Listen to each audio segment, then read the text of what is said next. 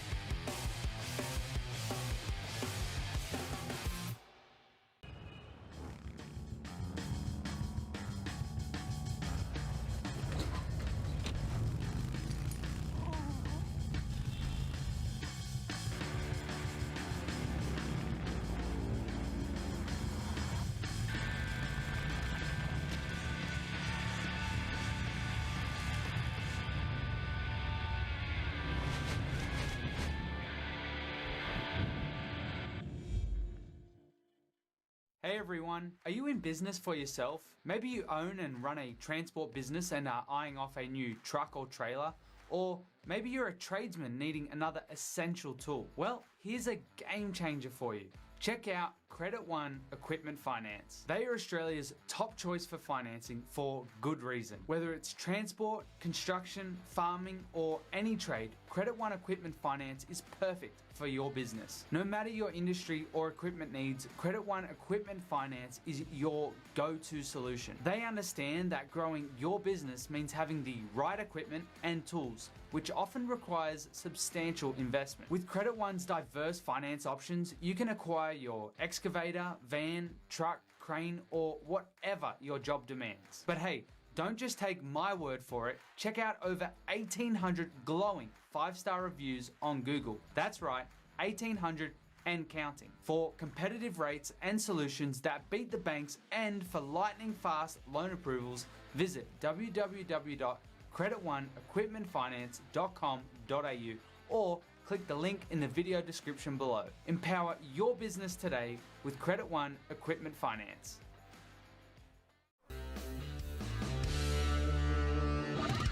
Heavy Duty Magazine is the proud sponsor of Sydney Dragway Street Bike. Editor Mick Withers is a long-time racer and supporter of this entry-level bracket. Heavy Duty is Australia's #1 Harley-Davidson magazine, with road tests of new Harleys, features on wild customs, and tech articles from riders with grease under their fingernails. Heavy Duty is also proud to sponsor modified bike champion Sean Ricketts, upcoming junior drag bike racer Anastasia Lucky, and modified bike racer Peter Bartlett. Grab your copy of Heavy Duty magazine from heavyduty.com.au.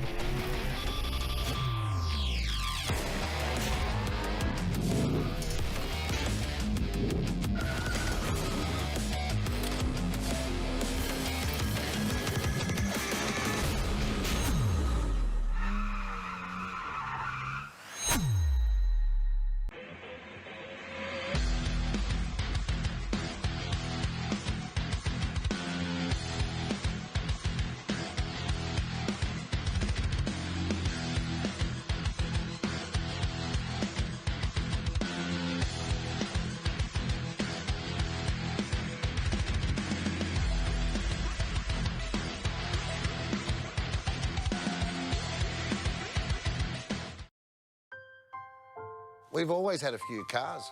They're all special. The T-Bird. Oh, that's mine. The Combi for when we want to get away. The XR8. It's going to be a classic. They're all insured with Shannon's, We've also got Shannon's Home and Contents cover. which helps protect our automotive collectibles, tools and memorabilia in the home and garage. If you're motoring enthusiasts like us, it's got to be. Shannon's.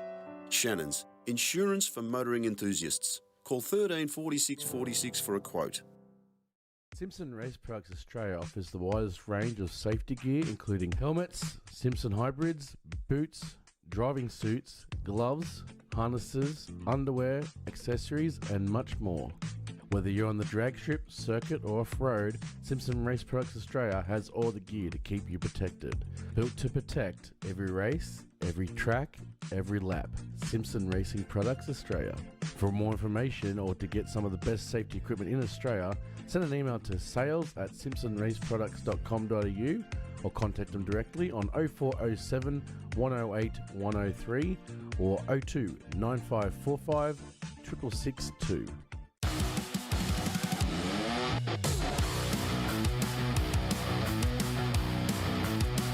Drag racing, it isn't just a sport, it's our legacy.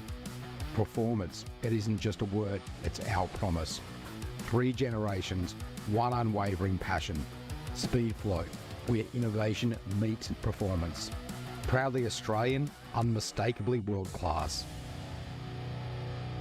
Speedflow.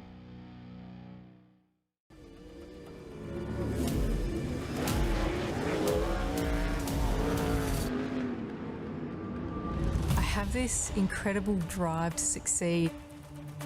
I've just got this ambition, I want to get on the podium. I think there's a lot of people that have an older mentality and don't think women belong in motorsport, and that's one thing I'd like to prove a lot of people wrong. It's you in the car and it's your ambition and your drive to win. As soon as that helmet goes on, that's it.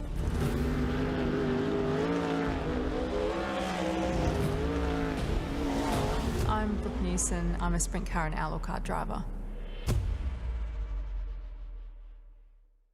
Building a street car through to a race car? Be sure to think of Aeroflow Performance. The ever-increasing range that started with just hose, fittings and fuel system components has grown to include boosted turbochargers, bang shift shifters, X-Pro ignition and electrical accessories, Bosch motorsport products, fabrication parts, as well as driveline and engine components. With an exceptional distribution network and inventory, Aeroflow products are always within reach. With more to come in the future, be sure to keep an eye out at aeroflowperformance.com. Hi, my name's Jenna. I'm the team coordinator for Volante Rosso.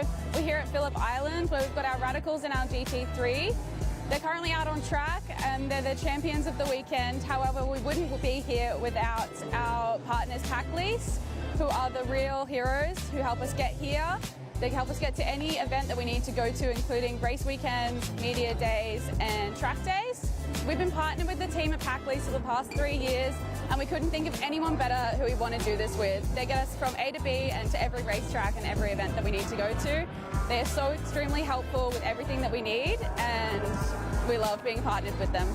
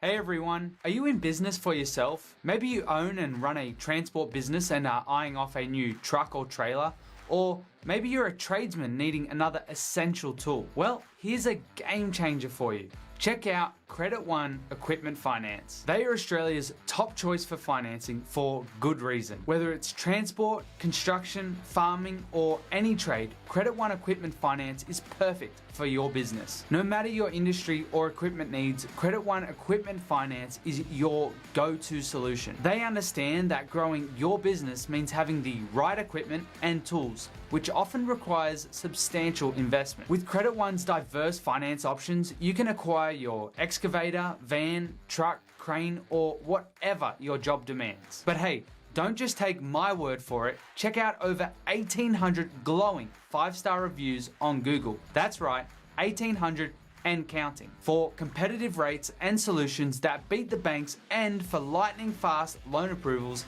visit www.creditoneequipmentfinance.com.au or click the link in the video description below. Empower your business today with Credit One Equipment Finance.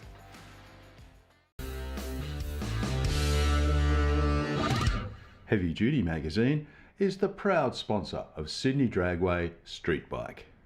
Editor Mick Withers is a long-time racer and supporter of this entry-level bracket. Heavy Duty is Australia's #1 Harley-Davidson magazine, with road tests of new Harleys, features on wild customs, and tech articles from riders with grease under their fingernails. Heavy Duty is also proud to sponsor modified bike champion Sean Ricketts, upcoming junior drag bike racer Anastasia Lucky, and modified bike racer Peter Bartlett. Grab your copy of Heavy Duty magazine from heavyduty.com.au.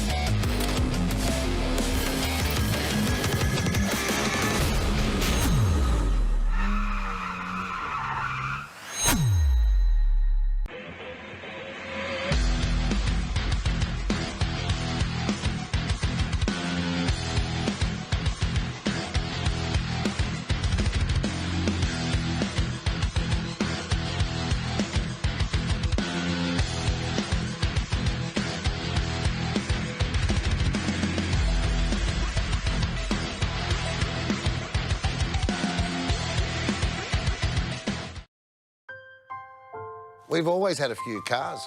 They're all special. The T-Bird. Oh, that's mine. The Combi for when we want to get away. The XR8. It's going to be a classic. They're all insured with Shannon's. We've also got Shannon's home and contents cover, which helps protect our automotive collectibles, tools and memorabilia in the home and garage. If you're motoring enthusiasts like us, it's got to be Shannon's. Shannon's. Insurance for motoring enthusiasts. Call 13 46 46 for a quote. Simpson Race Products Australia offers the widest range of safety gear, including helmets, Simpson hybrids, boots, driving suits, gloves, harnesses, underwear, accessories, and much more.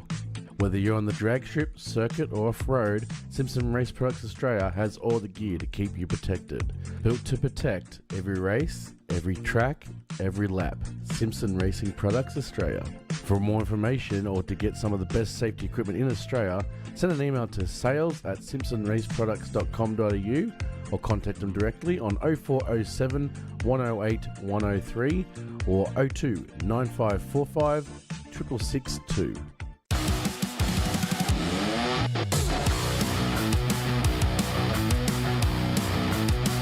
Drag racing, it isn't just a sport, it's our legacy. Performance, it isn't just a word, it's our promise. 3 generations, 1 unwavering passion. Speedflow, where innovation meets performance. Proudly Australian, unmistakably world class. Speedflow.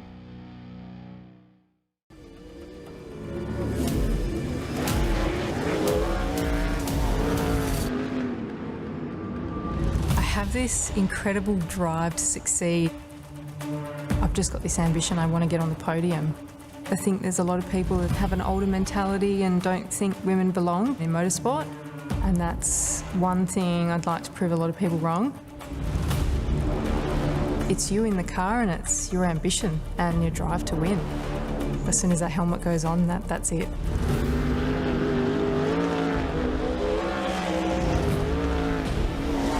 I'm Brooke Newson. I'm a sprint car and outlaw car driver.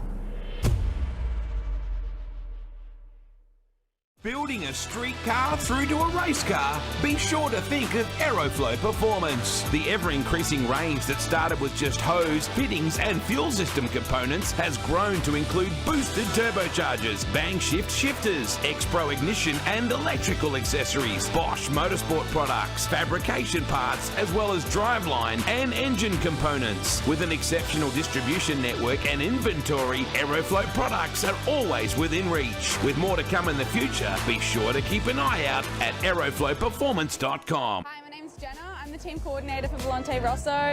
We're here at Phillip Island where we've got our Radicals and our GT3.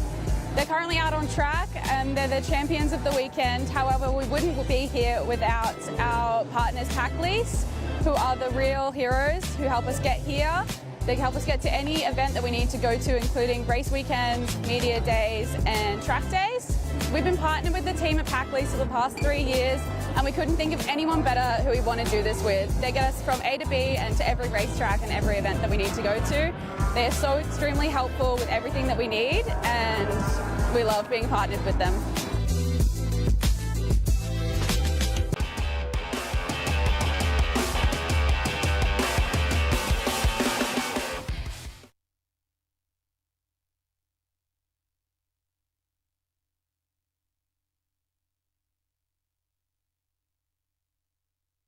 Cracker of a night happening tonight.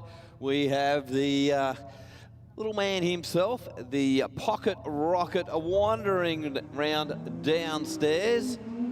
I certainly am, Mark. Good evening, everyone, and welcome to Aeroflow Race4Real. It's the Rocket, Mark Thomas here. Of course, the Bushman will be here soon as well. What a night for racing, Mark. We have got some killer cars out the back that are about to come out and race tonight. So if you're thinking about coming out, guys, make sure you come out. It's actually not that cold out here, Mark. It's actually quite good. So the track's been in sun all day. So A, it's got heat. Secondly, it's not too cold. The air out here is perfect for racing. And hey, why wouldn't you come out? We've got the best donuts in Western Sydney as well. Denise up the top there. So hey, you want some racing, donuts, coffee, why not?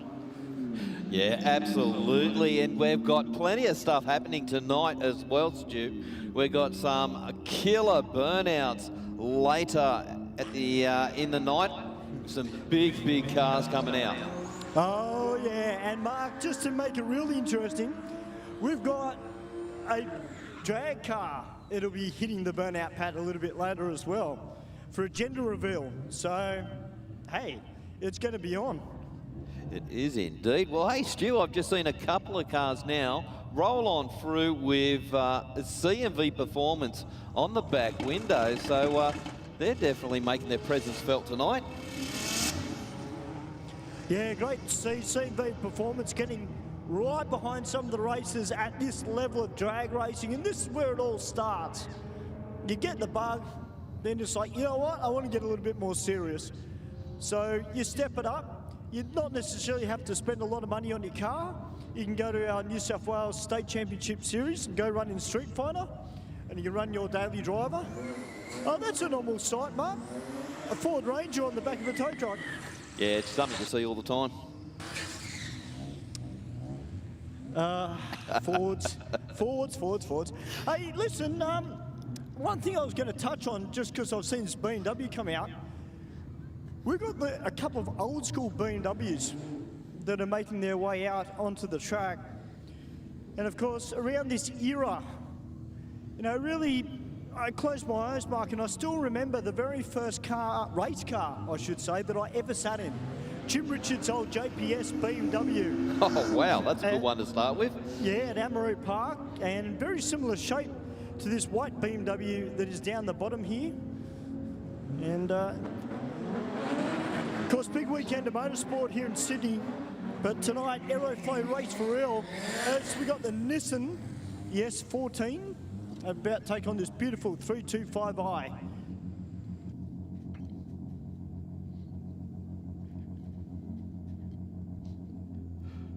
Well, Stu, we've got some of our regulars that come on the live chat. We've got Matt Cow, Mark, Shane, Seggy Fergo. Hope I got that one right. Mr. Beatman's on the chat, is he? G'day, Mr. Beatman. Hey, listen, just so you know, Shane, as well, I did not bring the mullet tonight, okay? Yeah, well, number one, I didn't think of it, and secondly, I don't think Sammy Joe wants to see me wearing a mullet here tonight for the gender reveal. I think she wants me to be kind of serious tonight with the commentary, so we'll see. But it's great to see a whole heap of first-timers here tonight. We've got another first-timer coming out in the BMW, and he's about to take on this beautiful-looking black Evo down here that's got a nice set of sticky rubber on it, Mark, that looks very suited to across the road.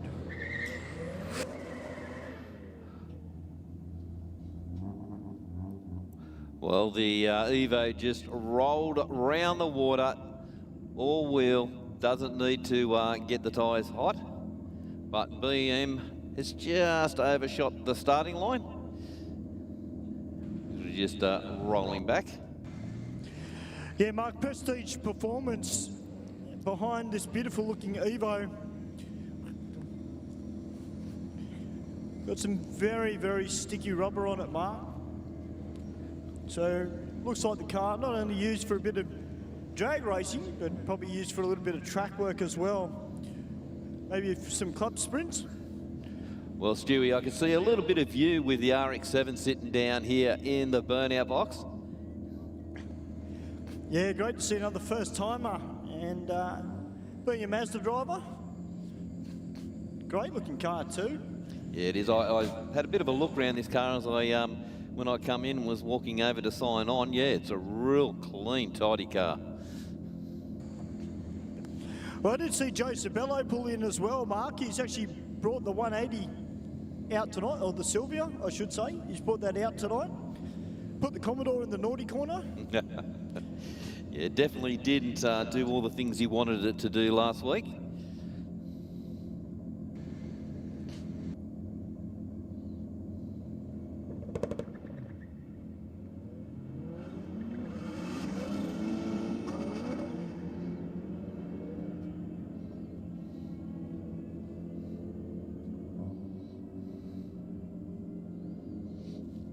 Well, 113 miles an hour for the Evo, and Beamer not probably having the best run first time out, but 27.4 at 29 miles an hour. So hopefully his night will just get better as it goes on. Well, the good thing is the car's still under its own power, making its way down the braking area. We're just going to wait for this car to be cleared because they've got an R35 GTR about to make its way out. And as you mentioned, Mark, we've got this beautiful looking silver RX-7. Now, we've got a couple of cars here tonight as well, ladies and gentlemen, that are preparing for Drag Challenge. And we've got a very, very nice turboed VL Commodore 427 LS Dart in it, Mark, with the turbo. Yeah, you're going to put a motor in it, you might as well put a motor in it. Absolutely. Now, that car has actually run a low of an 8.1 with a slipping transmission, Mark, so potentially in that car a mid to high 7. Now, this BMW looks like he's pulling over just towards the wall. But we've got the quad out there already. So hopefully it's only precautionary. Hopefully we'll see that car back out. But he stopped just before the turnaround. That's a bit of a shame there for the BMW. Yeah, it is. They're going to, by the look of it, Stu, hook him up and tow him round, which sometimes that's not a bad thing. So just to all the competitors out there, if you leave the line, something doesn't feel right, you've got warning lights flashing, or you can hear banging a clunk, or just something's not right, slow it down to a safe speed, get over to the side of the track and pull it up. Our crew will be there. They will have a look around, check everything. They'll let you know whether it's worthwhile moving on or whether we'll get the quad bike over there and get it picked up. A couple of things, it saves any oil downs or any fluids being spread on the track, but also for yourself as well. If you have damaged something in your car, it just saves driving down and creating more damage to an area. So definitely just hear something's not right, just get it over to the track when you feel safe, and just wait for help from there.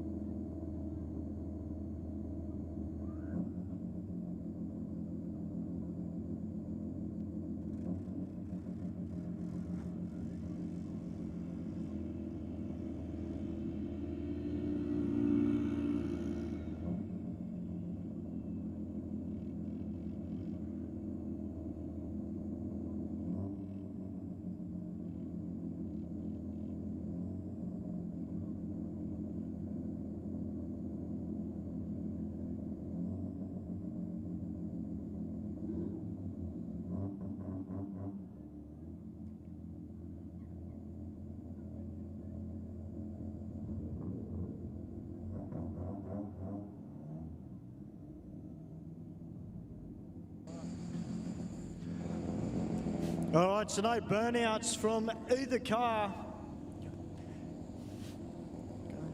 Don't have to do a burnout if you don't want to.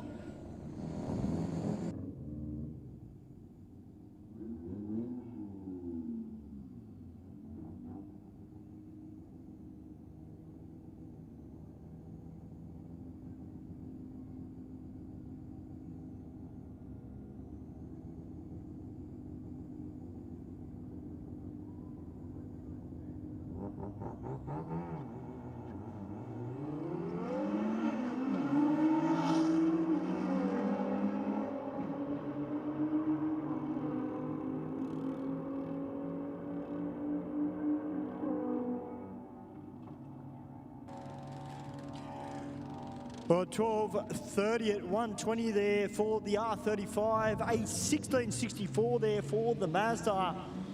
As I look up towards the commentary box, and I can see the Bushman sitting up in the commentary box. How are you, Steve? I'm well, thank you, Stuart. How are you tonight? Very well, mate. Good to see you. Yeah, good to hear you, and I can see you from up here. But looks like a pretty good night out there. The staging lanes will slowly fill with cars. Hopefully, there's a good number of bikes down there too. I know they're itching to get out and lay some good times down tonight. Well, I can tell you, Steve, down here at track level, there is a little bit of a breeze, but I'll tell you what, the big thing is it's not cold. It's actually perfect conditions down here for racing. So no matter what type of car you've got, we should see some good times tonight. Track's been in sun. As we've got the i30N, two first-timers will be sharing this car and taking on this little Toyota Starlet, which was ripping some good burnouts last week. Yeah, well, it certainly hasn't left anything to be desired in that one. It was a good continuation from last week, and I could definitely hear the turbo spooling up as he came out of the water, and away with that telltale smoke signal out the back. Unfortunately, it's not getting any better, but it's all about getting a good time at the end of the night and improving the reaction time as he goes. But it looks like the Hyundai is going to take the win there, Mark. 13.95 at 100 mile an hour. And 16.6 at 87 miles an hour. Is that smoke getting a little bit thicker? Yes, I was going to say yes, but I guess we'll soon see. As Adam's got even a little bit more geeky on the big screen, he's got the window in there, so he doesn't have to switch cameras. There's a method to his madness. Yeah. So, of course, we can see the readout boards in the top corners as well. And the third little window there is obviously looking back towards the start line and the tower. So, of course, you know, this time of year, the headlights are do play a little bit of havoc with that shot, but we'll see how that goes. And the BMW on the start line away first, out fairly stoutly, a 1.860 not looking back at all. Mark is going to run on through for a 10.99 with a 3 at 129 miles an hour. Thank you very much. Definitely step that one up. Yeah. And a 12.2, 119 miles an hour for the Falcon. We just see one of our quick cars down there in lane 6, Mark. You can't miss it. We thought Sammy Joe's Commodore was pretty bright, but the HZ, is it? HJ by the looks of it. HJ, sorry, yes. Yeah. Very, very brightly coloured. Is that the old Barbados green or something similar of that hue anyway? Yeah. And then right behind it, got the Walkinshaw. Yes. So I think Stu was saying that these guys are out here just doing a bit of testing on the cars. Yeah, I can see two interesting things in there. An intercooler on the Walkinshaw, and it looks like obviously the bonnet scoop has a fairly big opening there to get as much air into that engine bay as possible. And I see the Holden in front of it has a big parachute sticking up there too. So that gives an indication of performance there. You know, 145 or 49 mile an hour plus. Yeah, the Commodore's got the right numbers on the number plate, 427. Okay, nice. Yeah, that car in front of it, boys, they're actually out here doing some testing tonight. They've knocked 5 PSI out of the car. So they've entered drag challenge. They're going to be entering in the 950 class. So the driver has told me the goal is tonight is to knock it back, try and run dead on that 950 time. Yeah, okay, so using it as a bit of a test bed for the drag challenge, obviously. And it's not a bad option to be winding it back to get to the time that you want. It's I guess it's a little bit easier than going the other way. If you're short and you're trying to push something a little bit more harder than you want to get the time, obviously that generally leads to shorter component life. But if you're going the other way, typically that would mean that it lasts a little bit longer too. Well, it's a good option, isn't it? You know, like you need that little bit extra. Yep, you've got it. Hit the page up once or twice as you go down, and or a scramble button or something similar, and just take the wastegate off it. Yes, 12.23 at 117 mile an hour there for the car in the rocket lane, and 13.1 for the Aeroflow. Well, Mustang back out again tonight, taking on the Commodore down there in the Aeroflow lane. Well, that's Stewie was saying, like we had a bit of wind out there going by the Aeroflow flags, but it's actually keeps changing direction. It was blowing down the track a little while ago. It just keeps moving back and forth. So it looks like it's going towards the east now. It's coming from the west.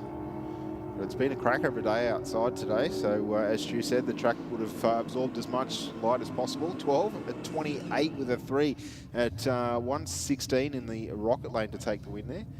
Yeah, so as much UV getting that rubber as sticky as possible. Yep. And let's hope that the heat continues to build on the racing surface with as the night goes on.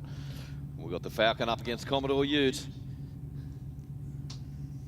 That's a good thing about the track, it just seems to hold the heat for a very good period of time. Yep. I think that, that is often the tricky part of this time of year, where it is cooler of a night time to get as much heat into the racing surface. It will hold heat for quite some time, but you do need to have the cars continue to go over the top. Even if it's the heat from the engine, from the sump and the exhaust, not to mention the heat from the tyres on the start line. Well, 11.2, 124 miles an hour for the Ute. Yeah, nice pass. And a 13.47, I think it was there, for the Falcon that was in the Aeroflow lane. We got another early Falcon, XD. Yeah, and this driver, no stranger to winning money in our reaction time contests of past years.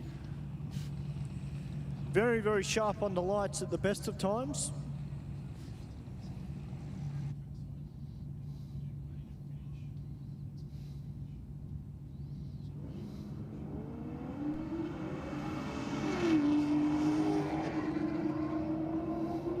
And just as I say that, he cuts a red light.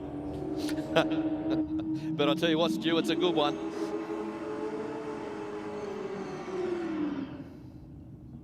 $11,816 miles an hour to a 12.6.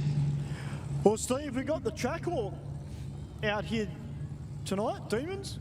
We haven't seen this car for a very, very long time.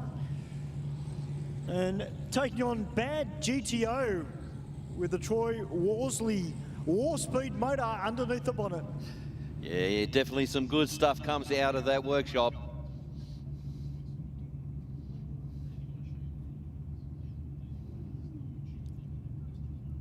It'll be interesting to see how this track walk goes, Stu, whether they've done a little bit of work in the time they've been away.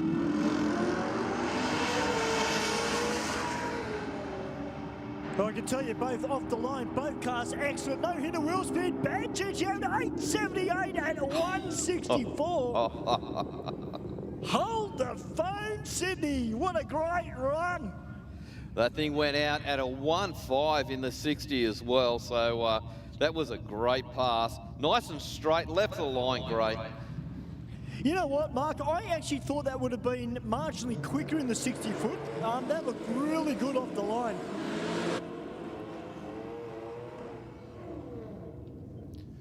Well, nice, big, strong burnout from the Mustang up against the VS Commodore.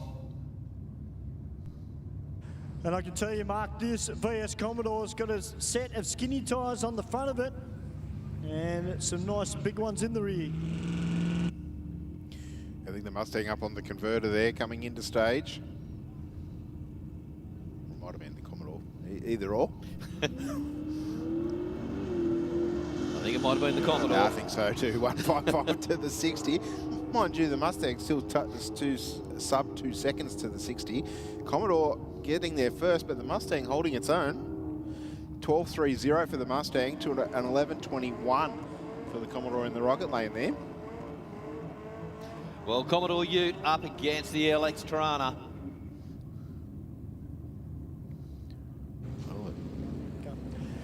Well, I'll tell you what, Mark, the Tirana, you won't see a better example of one of these than what is on track at the moment.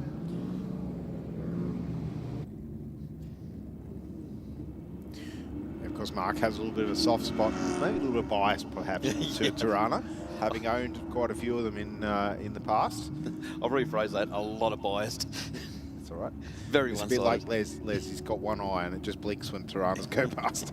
At 12.74 with an 8, 114 mile an hour for the Ute to a 13.47 at 101 for the Tirana in the rocket lane there. Well, this will be a good pass. The HJ up against the VL Commodore.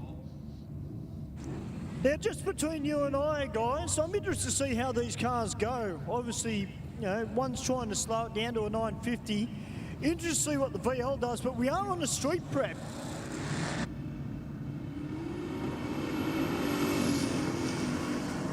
Well, HJ got out a little bit early. The VL definitely moving, 131 at half track. Jeez, pulled the chute to straighten it up. Yeah, shoots out way early, still a 973 at only 93 mile an hour across the finish line. 10.44 with a 5 for the Holden in the Aeroflow lane there. Yeah, good bit of thinking. Yeah, I think it might have been a one-run wonder otherwise. Yes, indeed. Well, boys, we've got Josh Clapp down here in dark 69.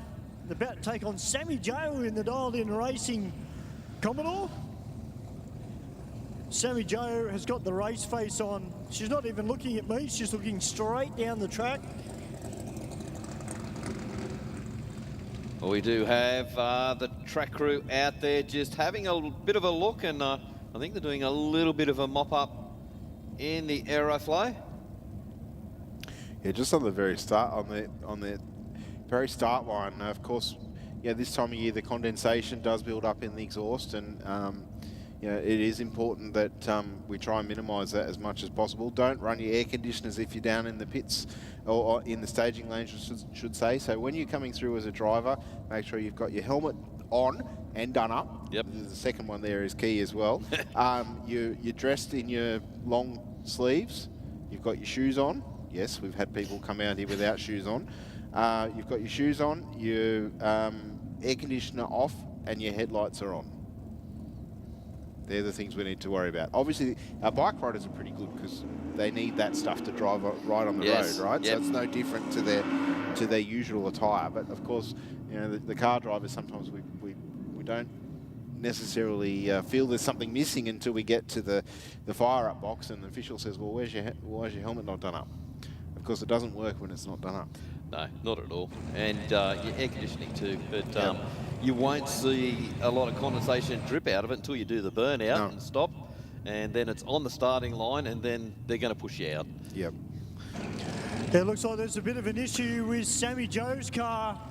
Oh, that's no good. Didn't sound too good when they're trying to bring the revs up, boys. So Josh Clapp coming out for a solo in the rocket lane.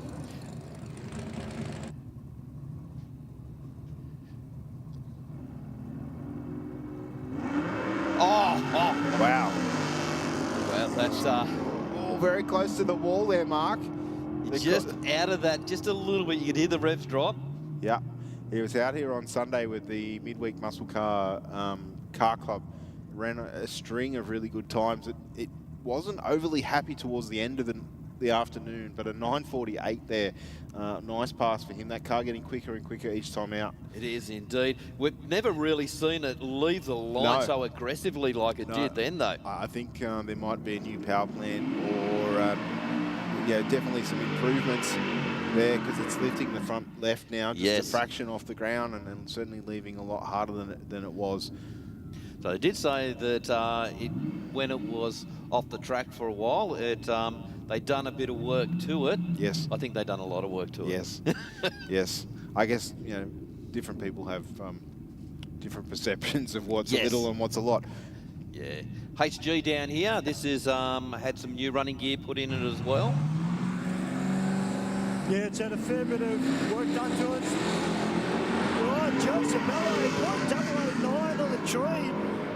Joe's had his coffee before he came out. That was a killer at reaction time and a 9:04 straight off the trailer to a 9:74 for ACHG.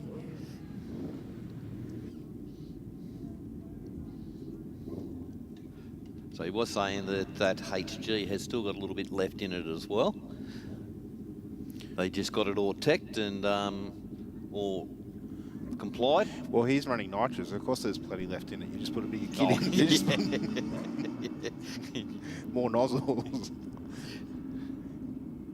That's right, isn't it? That's it. Until something says, I'm not playing that game anymore, then you know you've got to come back 50.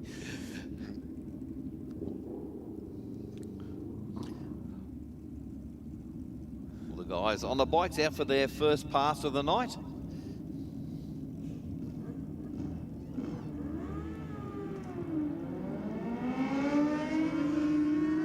Rider in the rocket lane, leaving fractionally too early there, but that doesn't matter. Still gets an ET at the bottom end of the racetrack. Obviously, if you leave super early, you won't get one, but a 10.73 with a 0, 140 mile an hour to an 11.12 mark at 141 miles an hour. So I think that's about a tenth and a half in the 60 foot there. And obviously the rocket lane probably getting a little bit of a smoother run. Yeah. Similar horsepower tells us from the speed across the finish line, but I think the rider in the rocket lane there perhaps leaving a little bit stronger. All right, Michael Richards down there in the rocket lane, got that right elbow cranked right up in the air to make sure he gets the full twist on the throttle. 0.60 on the tree to an 0.45 in the Aeroflow. Michael with the performance on this pass, 8.68 with a 5, 154 miles an hour. And 10.5 at 147 miles an hour. Well, nice big burnout from the bike down in the rocket lane. Started to get a little bit out of... Yeah, we nearly saw the whole side of it, didn't we? It's nearly at 90 degrees to the racetrack there. Yeah, great to see the guys from Formation Riders here tonight. Bushy, if you're watching from southern New South Wales, mate, the boys have come out for a bit of a play tonight. Unfortunately there for the Hayabusa, just stolen off the start line.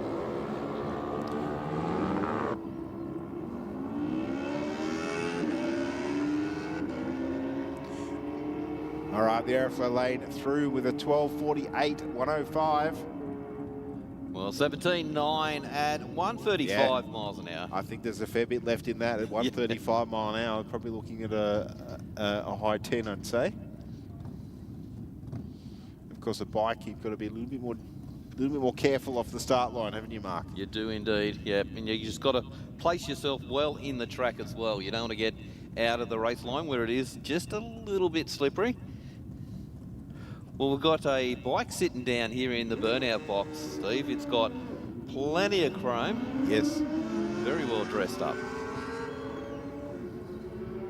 Of course, you know we like shiny things up here. Yeah. Good side-by-side race on the racetrack, though. 11.40 in the Aeroflow lane to a 10.75 in the Rocket at 135 mile an hour. So big speed there for the Rocket lane racer.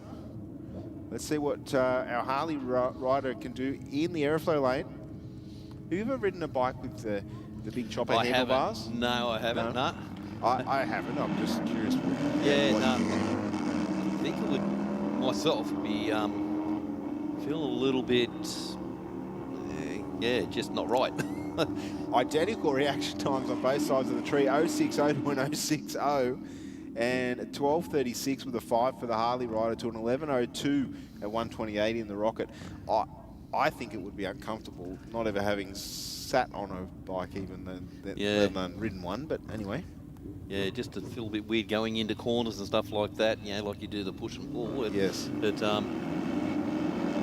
well, the rider in the Rocket lane showing us how it's done. He's got exactly those handlebars. Yep. Just did a big wheel stand as well. Might be a question for Ben when he comes back up. Yes. We'll have a yak to him. Nice pass for the Harley rider in the Rocket lane, 10.90. Wow. I think he was out of that a bit early because he was 102 at half track and only, I think, 119, I think it was, at the finish line.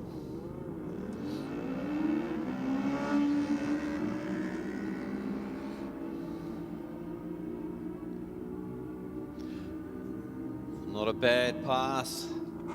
13.0 to a 13.0.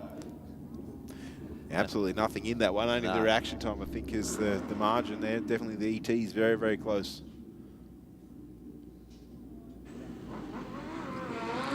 Hey, Steve. Yes, sure.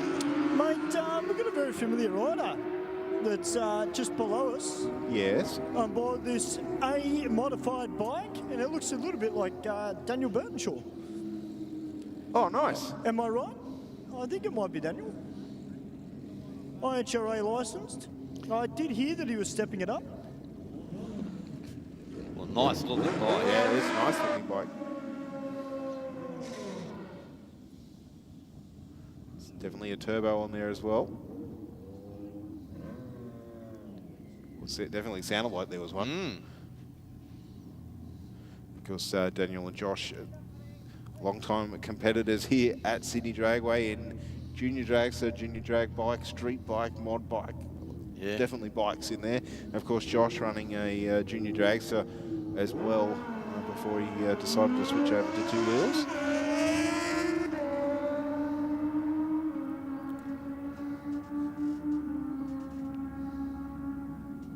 Well, 10.5, 137 miles an hour. Yeah, it sounded like he was only breathing on the throttle there. I think there's a little bit of performance left in that machine. But of course, it's about being comfortable. I've had this conversation. One of the guys I work with, he's got a turbo Hayabusa road bike. Oh, wow. And I'm like, when are you going to come out? You know, I don't want to ride too fast. I said, well, you can ride as fast as you feel you're comfortable doing. Yeah. We're not here to push you into an uncomfortable scenario where you're outside your skill level. Because obviously that's when things get real very quickly. It's all about building confidence and you know, bettering yourself. It's a bit of a contradiction, isn't it? It is. Turbo Hayabusa, yes. but he doesn't want to go fast. Well, I think he rides spirited on the road in some ways, but it's a lot different to coming out here and going wide open throttle. So he doesn't want to go past his skill level? Yes. Yep. Yeah, it makes sense. You know, like, you know, it's one of those things to have an absolute weapon on the road. Like, how many super tough street cars are out there that will never see the light of a drag strip because, you know, the drivers don't want to damage them, or they don't want, you know, perhaps they're scared of what they will actually run, you know, good or bad. Yes. You know, so it's just one of those things. It's about coming out here and enjoying the car or bike that you've built or bought, and just having a bit of fun. You know, no one wants to see things get damaged and taken away on tilt trays and stuff like that. That's not what it's about. Very nice FG Turbo Falcon building boost on the start line. Yes, the Elite Performance written on the back window. Oh, is that okay? Well, that's a pretty telltale sign that it's probably making a lousy lazy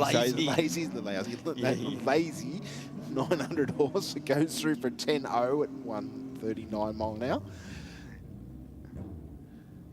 We got one of these nice early Beamers down in the Aeroflow lane.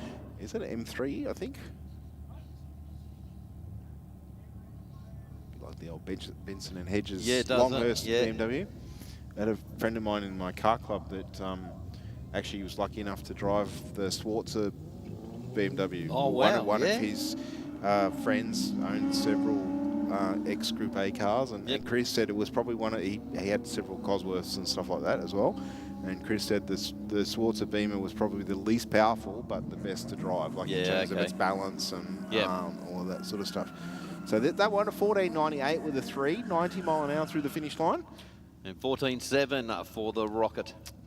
Yeah, it's a pretty good race there. It's actually fairly comparable in the ETs and speeds. Yep. All Toyota battle down there on the start line. Yeah, indeed. We've got the Hilux against a Corolla. Taking a little Corolla down there. Corolla built sort of JDM spec. Should we see more and more of the early Corollas out here at Sydney Dragway of recent times? Yeah, we are indeed. They're getting so rare too. Yes, yeah, they are. They're getting somewhat expensive. If only my brothers and I and my father knew that when we were doing unspeakable things to them with Axis and Matics, because we didn't want the car. Yes. 15.31 for the Corolla in the Aeroflow lane there. Which is pretty respectful for their car. Definitely. Great little pass. Did seem a little bit fumey, so maybe, you know.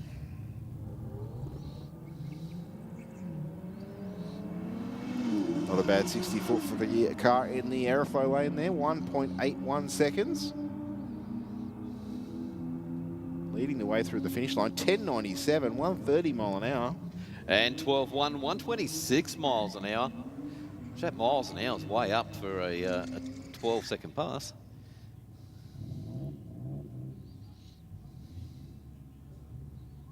Nice burnout for the Falcon down there in the Rocket lane.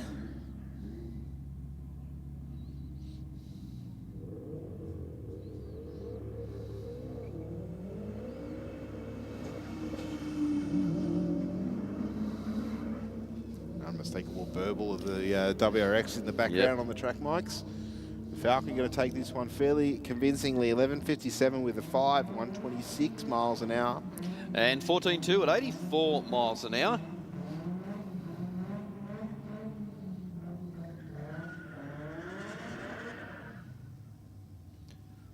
Falcon down in the Aeroflow lane. Yep, taking on the Nissan.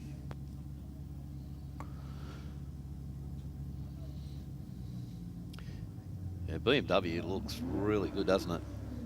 Just coming down the return road there. I've seen a grey one near where I work near Plumpton a few times now, and it's got the flares on it. It's that shape. I don't think it's stock, considering how quick it gets away when it's at the front of the traffic lights. But yeah, definitely a pretty nice looking. I've seen it like at night time and during the day as well. It's very, very pretty. It's definitely been a lot of care and attention put into its presentation. My broker's actually got one with a 13B in it. Oh wow! As a race car, yeah. It's, we bought it fairly cheaply. A guy built it as some sort of university project. Wow! And Michael's a pretty keen BMW guy, and he's like, oh, I don't know if I'll keep the rotary, but he was thinking of going like a 302 or something like that, because he's a Ford guy too. And yeah, so I don't know how far he's progressed with that, but yeah, it was a little bit of a different combination. Obviously, you don't see many 13Bs in BMWs. I think I'd go back to a BMW 6-cylinder and put some bolt-on stuff. Yeah. You can get some horsepower out of them. Well, yes, definitely you can. Definitely you can. And some of the stuff's not that expensive. No. But other parts of it are very expensive. I think his thought was the 302 he's comfortable with, you know what I mean? He can I know the guys in the on YouTube with the Skid Factory. Oh, yes. They got a one of the cars that, just trying to think what it is, and they're putting a BMW into that. Yes, okay. It went in pretty well. Fitted quite nicely in the engine bay. I think it might have been a Supra. In a Supra? Wow. Yeah, one of the later version ones. Yes. Yeah, not the early, really good ones. Yeah, well, the latest version of this, the Supra have a BMW engine in from the factory. But which I still think is a crying shame, just quietly. But anyway, obviously there was a commercial decision there. Yeah. I'm sure Adam, our production guy, is probably a little bit more all over that. But yes, it's interesting that one of the best 6-cylinder engines in the world didn't continue in some sort of developed, you know, third or fourth version, because we both know the 1J and the 2J were definitely a popular, very popular power plant, and one capable of producing ridiculous horsepower for its capacity. Just a quick shout out to Chris Zammett in the crowd from Anthony Zammett from our live stream. And as you say, I heard you say before, we've got all of our regulars in the live stream again tonight, which is good. Just chatting amongst themselves. They do. They get some very interesting conversations going. They sure do. Some we mention, others we don't. We don't want to fuel the fire, so to speak, sometimes. No, oh, that fire started really early.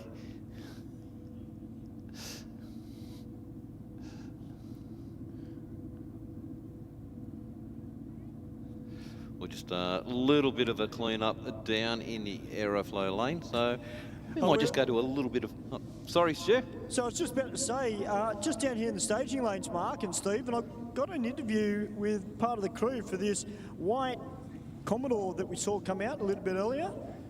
Mate, first of all, what's your name? Anthony. Anthony, welcome to Aeroflow Race4Real. My name's Stewie. You just told me this is a new build. For the people, what's in it and what car is it? 355? Yep. VR Commodore? VS. VS, okay, yeah. So what's the goal with the car tonight? Oh, we'll just have some fun, man. Just come out and see how we go. That's all it is, buddy. Yeah, pretty much that's it, really. Yeah. And what's the car really been built for? Is it drag challenge or just a streeter? Just a street car, man. Just a street car and come and have some fun. That's all it is, man. That's what I can afford, so that's what I come out here with. Nice, man. You did all the work yourself on the car? Yeah, all myself, yeah. Fair enough. What workshop are you from? Oh, Anthony Croner Custom Bodyworks out of Minto. Yeah. Beautiful, mate. Well, there you go, Mark and Steve. Keep your eye on this VS Commodore with 355 in it. Great new build for the car, and hey, they're out here to have some fun. Mate, that's the way. That's the way you build them. Yeah, that's exactly right. And good to see stuck with the the Holden product as well. Yes. Yep. Mate, they're just, LSs are great, you know, like, you know, the Ford motors are great, but you just can't beat the sound of a 355 Holden motor. We've talked about this plenty of times. You know, the different engine notes that cars make, you know, just because of their cam timing or, you know, port sizing, you know, etc. You know, I mean, I think most V8s, the timing, the firing order is the same or very similar. But, you know, just the way that the cam operates, the shape of the combustion chamber, the exhaust, they all give slight variations. For me, it's more noticeable with some of the six-cylinder stuff, and of course the bikes. The bikes stand out, like, you know, the proverbial that they're different. You know, you've got, you know, 3 cylinders versus 4 versus 2. You know, but even like for like inline 4 sounds completely different to another make. You know, and sometimes that can be the exhaust, obviously, as well. But it's interesting how all engines sort of have their own identifiers, if you could put it that way, or their key engine notes, or, you know, certain things that people can just hear them and go, oh, that's a 2J, or that's an RB30, or whatever it might be. And it would be the same with a bike. Obviously, a Harley's a fairly easy one to pick, but then you go into other V-twins, they sound completely different. Yeah. I stuck with the Holden motor in the Ute. Yes. Just for the sound of it. Yes. You know, I could have gone to an LS and produced easy horsepower. Yeah. Even though I wasn't looking for horsepower, but the Holden sounds really nice. Yeah. Mate, we sent our heads down to Melbourne, down to Pavtech. Yes. And they done all the work on the heads, because that's where you pull horsepower out of a Holden motor. And mate, I swear it sounds different. Yes. Well, it probably does, because it's breathing a lot, a lot freer, and that's what's going to give you the horsepower at the end of the day. You're going to flow a lot more air through them, which of course, you know, any engine is just an air pump basically, and it just depends on how much air you can put through it. Depends on how much fuel you can put through it too. And you know, we see that with the top fuel cars. They're putting gallons and gallons through, and they're using, you know, 2 spark plugs per cylinder to ignite it all. So definitely, and that's a prime example of how much fuel you put through something. If you can burn it without burning the engine up, then you're going to make horsepower, yeah? Yep. So sounds like Stewie's got someone down in the staging lanes there, Stu. I certainly do. I'm actually standing next to one of the brand new Mustangs, and a beautiful looking grey. I thought you're the driver. You're wearing a Ford. Mate, what's your name? Steve. Steve, welcome to Aeroflow Race4Real, mate. You brought the Stang out. How was your first run? How's your night going? Yeah, 12.30, 115, which was good. We've had it tuned and had a set of pipes put on it, so it seems to be going well. Fantastic. So what's the goal for the car tonight? Just a little bit of fun, or?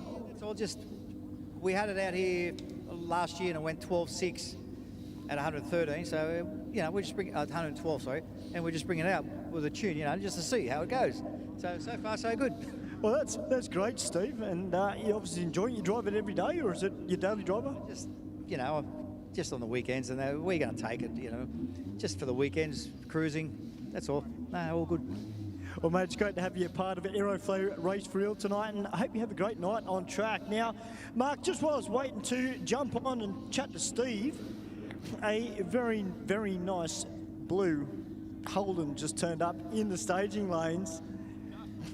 And I've got the driver here, the MC Civil Group.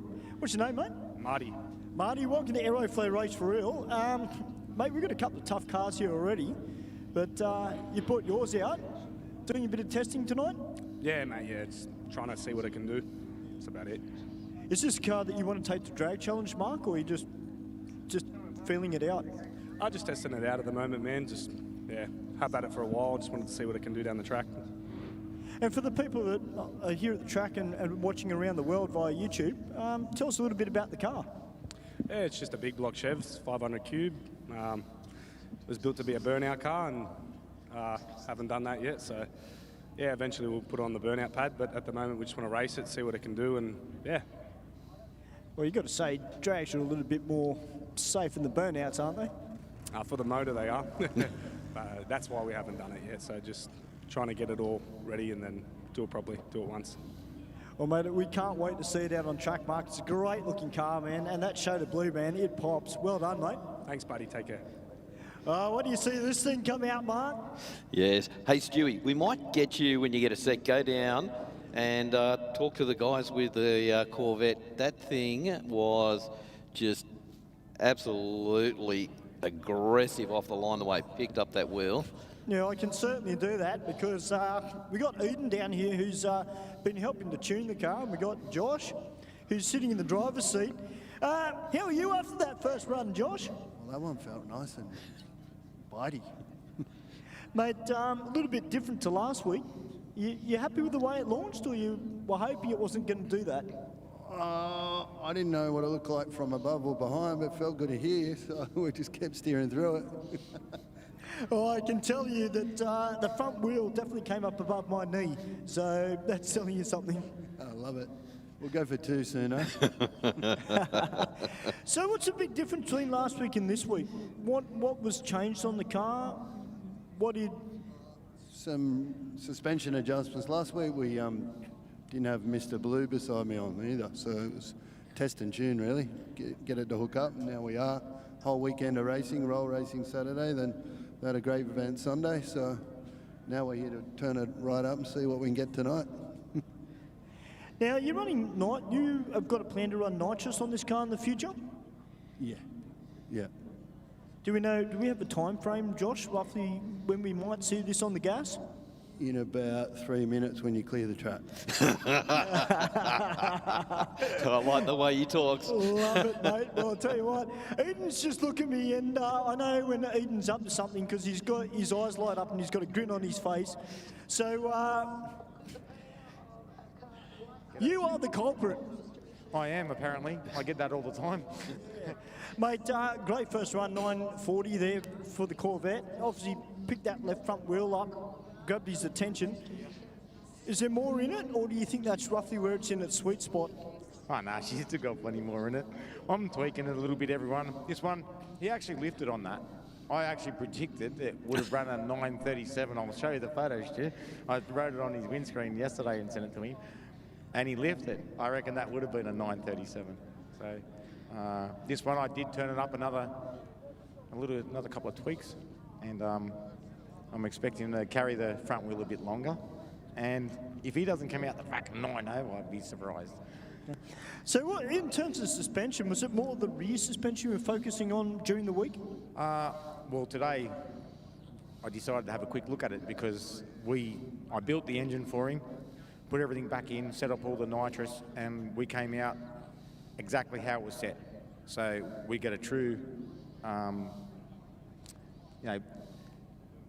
of where the engine and horsepower is. So with the original setup that it had in the suspension. But today, because I've been tweaking it up and it's been twisting a lot, turning a little bit to the right, I thought I'd just double check. And we found one of the shocks were a bit tighter on the right-hand side. So I loosened them up and brought them back. It seemed nicer, that one. It seemed like it carried the wheel a bit instead of picking it up and slamming it down. So, but we'll see how it goes on this one. Take another half a second out. I told him to hold on, so. Hold on being the operative word. And as I said, when you've got a grin on your face, I know you're up to something. Well, I know what you're like. I've seen your workshop. It's a great vibe down here, boys. And Steve, just to re-clarify too, it is not that cold down here. So I'm keen. Hey! It's always nice to get the finger. Luckily, that doesn't go all around the world, but that's the Aussie hello for all our international viewers. Mr. Bowers, why are you not racing tonight? My car's having a rest today. Ah, really? Well, why not? You know, I'm not like Sammy. I haven't just got money to burn, so I've got to, pick and choose me moments, let's say. Mate, great effort last week. Anyhow, dial your own comp night. You must have been happy. I was very happy, actually. It was really good. The car was on point. I was cutting lights. It doesn't get much better than that. So you're down here tonight as part of Dialed In Racing, helping out Sammy Joe. And yeah, we just come out for a look and have a look at the burnouts and go home. Now, I've got to ask you, is the crew chief coming tonight? He's here somewhere. He's around, yeah. Might try and grab a word with him later. It's great to see you. And of course, New South Wales State Championship Series, that's restarting again. That's big, trying to defend your title. Yeah, no, it's coming. It's, you know, we'll have another crack and see how we go. Well, mate, you're the reigning state champion. That's pretty good, I like that. I thought you would. Good to see you, Adam. Back to you boys upstairs. Oh, actually, just before you go upstairs, Mark, there's actually a beautiful-looking black Commodore down here in the staging lanes. And the reason it grabbed my attention in particular is because it's got an Autotech engineering sticker on the rear window. And of course, those that live in Sydney, they know that Autotech engineering are no strangers to building some pretty serious cars. I got the driver here. G'day, mate. What's your name? Aaron. Aaron, welcome to the Aeroflow Race4Real, mate. Autotech engineering, absolute legends here in Sydney when it comes to building some very quick street cars. Tell us a little bit about your Commodore. It's built by Spiro. He's no longer there. He's retired now. He sold a business to his second in charge. I actually bought this car off my old man. It was built by him, raced by him. He super sprint around the racetrack. So the DNA is pretty much for racetrack around the circuit. My old man was retired and it's costed him a lot of money to do that, so he converted to street and drag. So out with the manual, in with the auto, stall converter, whatnot. He's pretty much done all the hard work for me, so I bought it race ready. This is probably about my 10th time down here. So pretty much just 7 litre, 427, naturally aspirated, probably about 680 horsepower. It's probably right on 400 kilowatts at the rear wheels, so all about traction with this thing, with the high torque and that much power. Just street tyres here are useless. The old Mickey Thompsons do it good and hooks up pretty good. It's run a best of a 10.9, but it's been detuned since that. So it's running low 11s at the moment, which is I'm happy with, which is good fun. So got the passenger here tonight to have some fun and see how it goes. That's what we like to hear. Of course, Spiro used to help out with the motors with a family friend's HQ race car, Jeff Barbara. He used to race back in the day in the old Autotech engineering. But part of the HSV Owners Club. We've had a few of those cars here over the years. Yeah, they used to have a private track day on a Sunday. They'd hook up with another car club. I think the Australian Muscle Car Club did it a few times with us a few years ago and book out the track it's on a Sunday. Now it's just, any time I take it out as test and tune, and only just started doing the Wednesday nights because before they didn't prep the track, now they do. Come out on a Wednesday night and have some fun. Yeah. Well, mate, it's fantastic to see the car here, and it's great to see the Autotech engine sticker still being used and still going strong. Thanks for bringing the car out, mate. We can't wait to see you back out on track. Back up to you boys upstairs. Thanks, Stu. Well done, mate. Good work there. Well, the track all cleaned up and back into shape. Mark? Yeah, mate. There's a Commodore sports wagon down here. Now, I kind of read this in a weird way, but his number plate is MR20B. So, of course, N Mr. 20B. Now, I reckon secretly he must be a Rotor fan. Sounds that way. Yeah, I think I might go this way in case he comes over and belts me, because, you know, being a Holden fan. Hey, Steve, we've got a beautiful looking Mustang back again this week too, mate. The brownie colour one, it's got a set of slicks on the rear end of it. We've seen this car before, left-hand drive, got the Kirky race seat in it. It's got some sweet smelling fuel coming out of it as well, which has just hit my nostrils and has just woken the rocket up. So, hey, it's going to be a big night. Sydney Dragway, where else would you want to be on a Wednesday night than here at the home of horsepower? Absolutely. This is the spot to be. Adam just said, go the Starlet. Have a look at the smoke wafting away from it. Is that the burnout or is that from the exhaust? The exhaust comes in about 30 seconds. But I'll tell you what, it still keeps going strong. Well, the BMW getting very crossed up on the hit there. We nearly saw the whole side of the car. Lightning reflexes from the driver. 0.48 on the tree, though. Wide he was. Runs on through for 12.63, 125 miles an hour. And 15.7, 87 miles an hour. Just had a chat, boys, with the driver of Rest in Peace cars, of course, one of our regulars in the Subaru WRX. Brand new set of rims and tyres on this car. So he hasn't been running it with the traction control on, because every time he comes out, turns the traction control off, it just blazes the tyres. But he said he just might need to scrub these in a little bit. Up on the two-step for the launch. 179 to the 60 there, Mark. Well, that's getting that out pretty quick, in it, for one of those. Yep, just under 100 mile an hour at half track, and 11.90, 117 at the finish line. And 14.2, 103 miles an hour. That's a great pass for that car. Now, you boys were talking earlier about the two fellas out the back on the Harleys with the ape hangers. Yes. Just let you know, Benji's floating around as well out the back. And I'm sure he'd probably be drooling over those Harleys.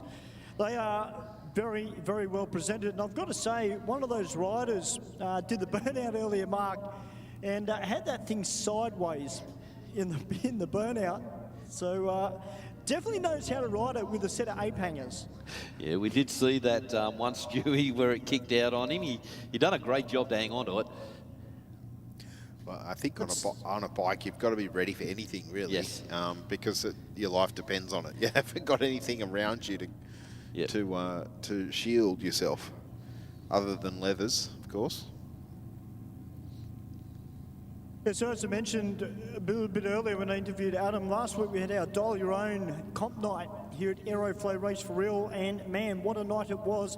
Big congratulations to Adam Bowers, but also to Craig as well in the Sydney Scrap Steel VN, the runner-up for our comp night. Just keep your eyes on the Sydney Dragway Facebook page, and it'll let you know what theme nights we've got coming up in the future. I've got a sneaky suspicion, boys, that we're not too far away from a 4x4 night. Yes, there was an ad thrown up on the screen a little bit before for the 4x4 night. I'm sure Adam will punch away on the keyboard as we speak, and there we go. Perfectly rehearsed. Thank you, Adam. So there we go. It's only 2 weeks away, the 17th. Our 4x4 theme night. There will be a 4x4 car show and flex ramp down in the pits, and as we all know, the 4x4 drivers all get right behind Sydney Dragway and come out and have a ball and get into the burnouts. There's a couple of really quick ones, a little bit more serious, that lift the front end and go down the whole drag strip on three wheels, pretty much. But yeah, definitely a good night to be had by all, from looking at cars that normally aren't at home on a drag strip, but they come out and give it a crack. Yeah, and they do a great job. And like you said, there are the cars out there that are super quick. Yes. They've had transplants of V8s and Barras and a few other different arrays, but yeah. So I did joke and say we should build a jump on the return road, but I think the closest I'm going to get is the flex ramp down in the pits. That's, I think that's as close as I'm going to get to that. Geez, that's a great looking Mustang down there, Steve. Yes, I think Stewie was just chatting about that one. We've had it here at Sydney Dragway several times before. It's got a very nice, almost like a copper tone to the paintwork. Of course, if you're into racing, that's a little bit different to what we see at most of our Aeroflow Race4Real Wednesday nights. The Bangers and Mash is coming up on the 20th of September, so a bit over 2 weeks away. If you like a nitro-fueled front engine dragsters and Altons, check this one out. These nostalgia-themed events have a great atmosphere of not only drag racing, but the show and shine down in the pits. There's even a swap meet. I saw an ad on the track's Facebook page talking about time to clear all your clutter Yes. out of your shed Yep. and whatnot there. So there's on that event, there's a swap meet planned. There's live music down in the pits. As I said, the show and shine. There is themed racing in vintage gases. I've got a bracket, also Nostalgia Pro Stock. So we've seen a couple at our track championships. We've seen a couple of the old Pro Stock cars come out in either Super Sedan or Top Sportsman. Yep. So they've all got together and said, hey, let's do a Nostalgia Pro Stock. So that should be interesting for those that have an interest in the Pro Stock category. As I say, that's usually a very good event, the nostalgia theme stuff. So looking forward to that one, definitely. And of course, as I said, we will see a little bit of nitro fueled racing as well, which is always good. Or just bobbing both front wheels up for the Mustang on the hit. 147 to the 60. That thing is gone. 103 to half track and a 1048 with an 8 mark. 127 miles an hour. Wow. That is quick. Did very, very good on the launch there. Doesn't have a big set of tyres on it. We don't normally see cars with only small tyres lift the front end up, because normally the rear end gives up first. Yeah, absolutely. It sounded very, very revvy too in the Burnout, like plenty of revs. So it's got something very interesting under the bonnet. It also had a small set of slicks on the rear end of it as well. No passenger seat, just that metal Kirky race seat. Okay. But down on track now, boys, we've got one of our regulars, got the BMW convertible, the 133 or 135i, up against his counterpart, convertible versus the sedan. Because that white BMW, no stranger to Wednesday night's Aeroflow Race4Real. I think it was here last week, wasn't it? 11.77 with a 6, 116 for the Aeroflow lane. And 12.5 for the Rocket lane. Beamer down in the Rocket lane. I actually followed this, I think it's a young guy, a P plater on it, in through the gate. The hatch in the Rocket lane you're talking about? Yep. Yeah, they're a good little car, a little hatchback, but they're rear-wheel drive as well, which is, I think they're the only one, wouldn't they be, Adam? I don't know of any other hatches that run on a rear-wheel drive platform. Yeah, this is a dedicated rear-wheel drive. Make pretty good power for a little car. A little bit squirmish on the hit there, 160 foot.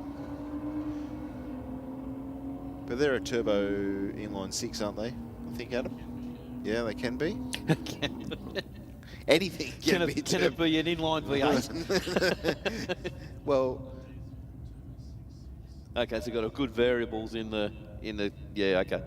Wow. Well, that one there through for 12-second pass, so not a bad run at all. All right, looks like we've got a little bit of a clean-up down on the start line at the moment. We haven't gone to our sponsorship partners yet tonight, Mark. So what I might do just very quickly, we'll just throw to a couple of ads from some of our sponsors, and Mark, Stewie and I will be back with you very, very shortly. Building a street car through to a race car? Be sure to think of Aeroflow Performance. The ever-increasing range that started with just hose, fittings and fuel system components has grown to include boosted turbochargers, bang shift shifters, X-Pro ignition and electrical accessories, Bosch motorsport products, fabrication parts, as well as driveline and engine components. With an exceptional distribution network and inventory, Aeroflow products are always within reach. With more to come in the future, be sure to keep an eye out at aeroflowperformance.com. Hi, my name's Jenna. I'm the team coordinator for Volante Rosso. We're here at Phillip Island, where we've got our Radicals and our GT3. They're currently out on track and they're the champions of the weekend. However, we wouldn't be here without our partners Pack Lease, who are the real heroes who help us get here. They help us get to any event that we need to go to, including race weekends, media days, and track days. We've been partnered with the team at Pack Lease for the past 3 years, and we couldn't think of anyone better who we want to do this with. They get us from A to B and to every racetrack and every event that we need to go to. They are so extremely helpful with everything that we need, and we love being partnered with them.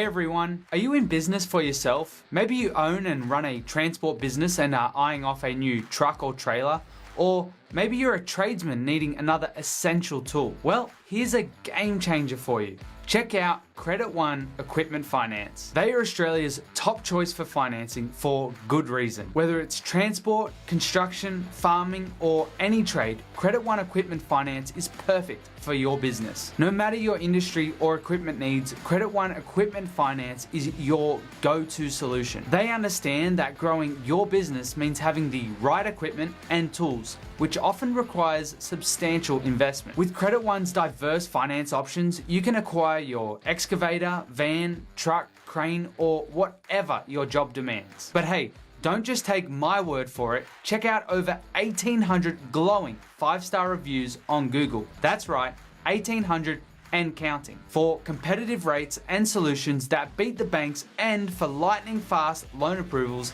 visit www.creditoneequipmentfinance.com.au or click the link in the video description below. Empower your business today with Credit One Equipment Finance.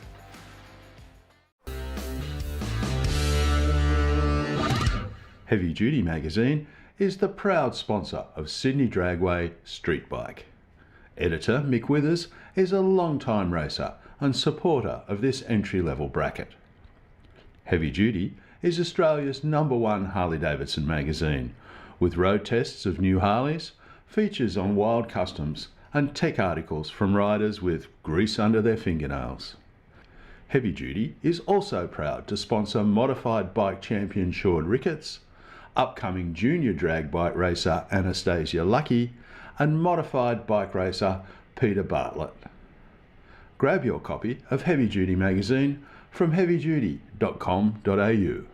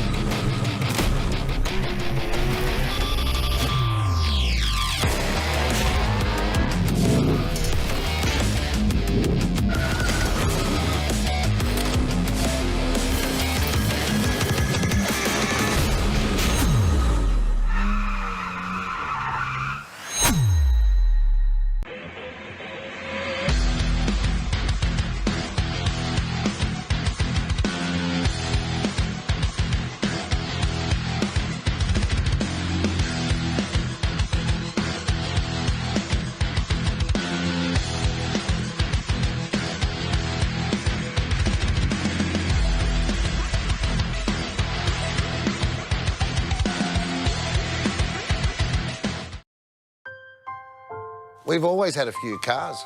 They're all special. The T-Bird. Oh, that's mine. The Combi for when we want to get away. The XR8. It's going to be a classic.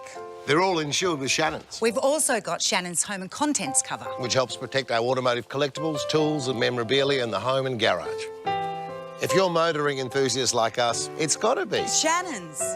Shannon's, insurance for motoring enthusiasts. Call 13 46 46 for a quote. Simpson Race Products Australia offers the widest range of safety gear, including helmets, Simpson hybrids, boots, driving suits, gloves, harnesses, underwear, accessories, and much more. Whether you're on the drag strip, circuit, or off-road, Simpson Race Products Australia has all the gear to keep you protected. Built to protect every race, every track, every lap. Simpson Racing Products Australia. For more information or to get some of the best safety equipment in Australia, send an email to sales@simpsonraceproducts.com.au or contact them directly on 0407 108 103 or 02 9545 6662.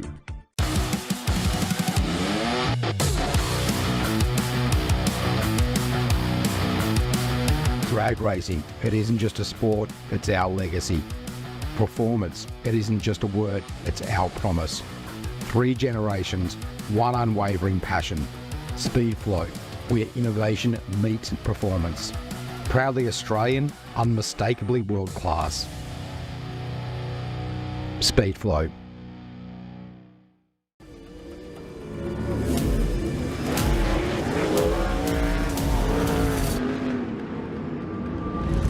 this incredible drive to succeed. I've just got this ambition, I want to get on the podium. I think there's a lot of people that have an older mentality and don't think women belong in motorsport, and that's one thing I'd like to prove a lot of people wrong.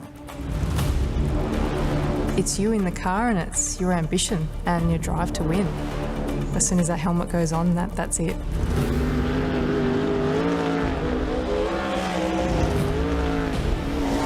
I'm Brooke Newson. I'm a sprint car and outlaw car driver. Building a street car through to a race car? Be sure to think of Aeroflow Performance. The ever-increasing range that started with just hose, fittings and fuel system components has grown to include boosted turbochargers, bang shift shifters, X-Pro ignition and electrical accessories, Bosch motorsport products, fabrication parts, as well as driveline and engine components. With an exceptional distribution network and inventory, Aeroflow products are always within reach. With more to come in the future, be sure to keep an eye out at aeroflowperformance.com. Hi, my name's Jenna. I'm the team coordinator for Volante Rosso. We're here at Phillip Island where we've got our Radicals and our GT3. They're currently out on track and they're the champions of the weekend. However, we wouldn't be here without our partners Pack Lease, who are the real heroes who help us get here. They help us get to any event that we need to go to, including race weekends, media days and track days. We've been partnered with the team at Pack Lease for the past 3 years and we couldn't think of anyone better who we want to do this with. They get us from A to B and to every racetrack and every event that we need to go to. They are so extremely helpful with everything that we need and we love being partnered with them.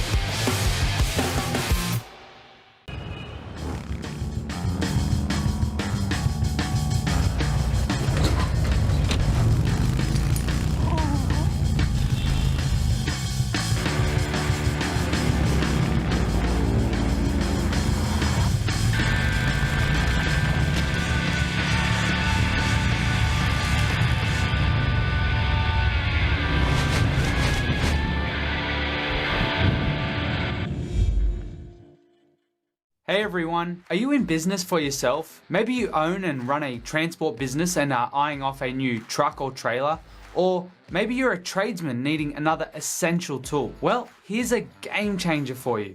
Check out Credit One Equipment Finance. They are Australia's top choice for financing for good reason. Whether it's transport, construction, farming, or any trade, Credit One Equipment Finance is perfect for your business. No matter your industry or equipment needs, Credit One Equipment Finance is your go-to solution. They understand that growing your business means having the right equipment and tools, which often requires substantial investment. With Credit One's diverse finance options, you can acquire your excavator, van, truck, crane, or whatever your job demands. But hey, don't just take my word for it. Check out over 1,800 glowing 5-star reviews on Google. That's right, 1,800 and counting. For competitive rates and solutions that beat the banks and for lightning fast loan approvals, visit www.creditoneequipmentfinance.com.au or click the link in the video description below. Empower your business today with Credit One Equipment Finance.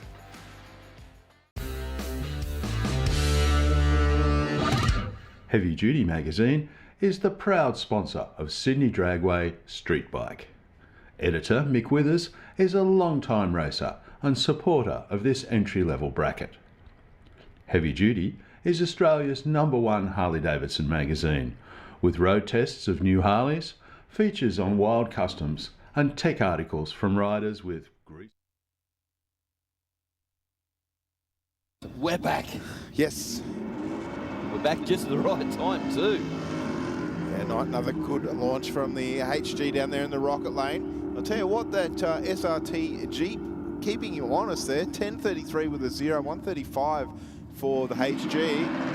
And the Jeep across the finish line, 11.66 with a 5 at only 1:16. It looked closer than that to around the 1,000-foot mark. Yeah, it did indeed.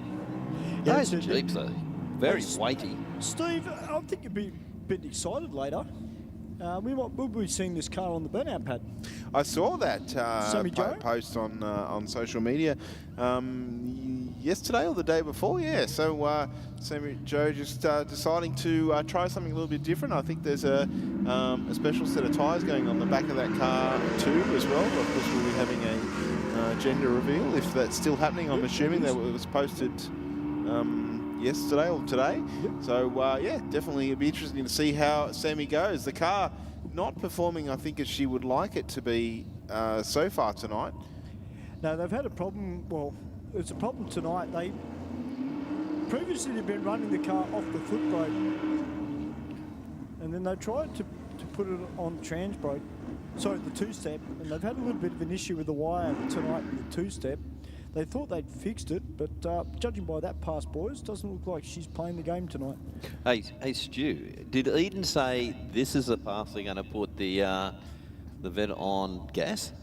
I don't think they're putting it on gas, but he has stepped it up. So he tells me. Well, Josh said, well, I'll tell you in 3 minutes when the track was clean. Yeah. Okay, so, you know, maybe Well, maybe they did. 1.46 in the 60. 0.38 on the tree. Let's see what the bottom end of the track will tell you. 9.73 with a 6, 141 miles an hour. So that aligns pretty closely with what Eden said. I think he said a 9.37. Yep. So certainly on the right track. Now let's see what this VL does. I think he went 1.31 to half track, I think, on the last pass. Yep. Had the shootout early. So let's see what unfolds on this run, whether it's another one that I think you said there was an intercooler on the front there, so I'm assuming a turbo LS on board, yeah? Turbo LS 427 look at it, 60. 1.29, the 60 from the VL on the brakes at about 1,000 foot shootout, and an 897 with a 2 at 105 miles per hour. So the car a little bit more consistent on that pass. How smooth was that, though? Yeah, it was. It was very smooth. 133 to half track mark. That's certainly motoring. That's north of 215 kilometres an hour in 200 metres. Yeah, like a 1-2. Yes. But that is out of there and hooked, and just dead straight all the way down the track and then out of it early. Well, I think that's testament to the City Dragway start line, especially obviously in the conditions right now for that car to hook and stay hooked to a 1.2 second 60 foot is testament, I think, to the start line right now. Absolutely, yep. Back into our next round of motorbikes. As we can see down there on the start line, we've seen some pretty big speeds out of these machines so far tonight. We've got a good variable of bikes as well. Stu was down there a bit earlier having a look around and was saying some of these bikes, they're so well dressed up, great looking bikes. Yeah, and there's good range of bikes out there too. We've got a little bit of American, we've got plenty of Japanese bikes out there. Very nice Daytona, that is white Daytona, that's actually at the back of the lane for the bikes. Great looking bike, but some very, very quick bikes. Of course, Michael Rich is here tonight on board Red Mist. 863, a little bit previous, and it was a really good pass too from down the deck. Nice and smooth off the line. It just, I don't know what it's 60 footed at, but it was clean out towards the 60. Just while I'm up in the studio, I just want to say a quick hello to everybody who's tuning in via YouTube and Facebook around the world. Welcome to City Dragway. Welcome to Aeroflow Race for Real. Gavin Braxton, who's watching from Texas. Wow. Hope you're enjoying all the action, Gavin. Of course, Psyop, one of our regulars, Mr. 420, is on board as well. So great to see our regulars tuning in and enjoying all the action that we have to offer here tonight for our Wednesday night Aeroflow Race for Real. Yeah, it is so good that we do have people tuning in across the world to see how we do it over here on the street.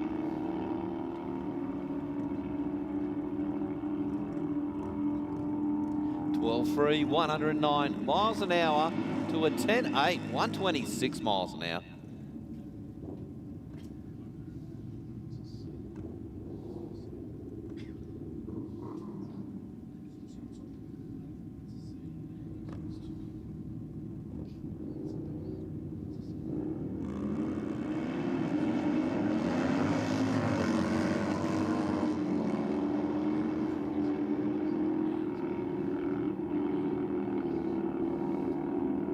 Well, 10.8, 123 miles an hour to a 11.5, 119 miles an hour.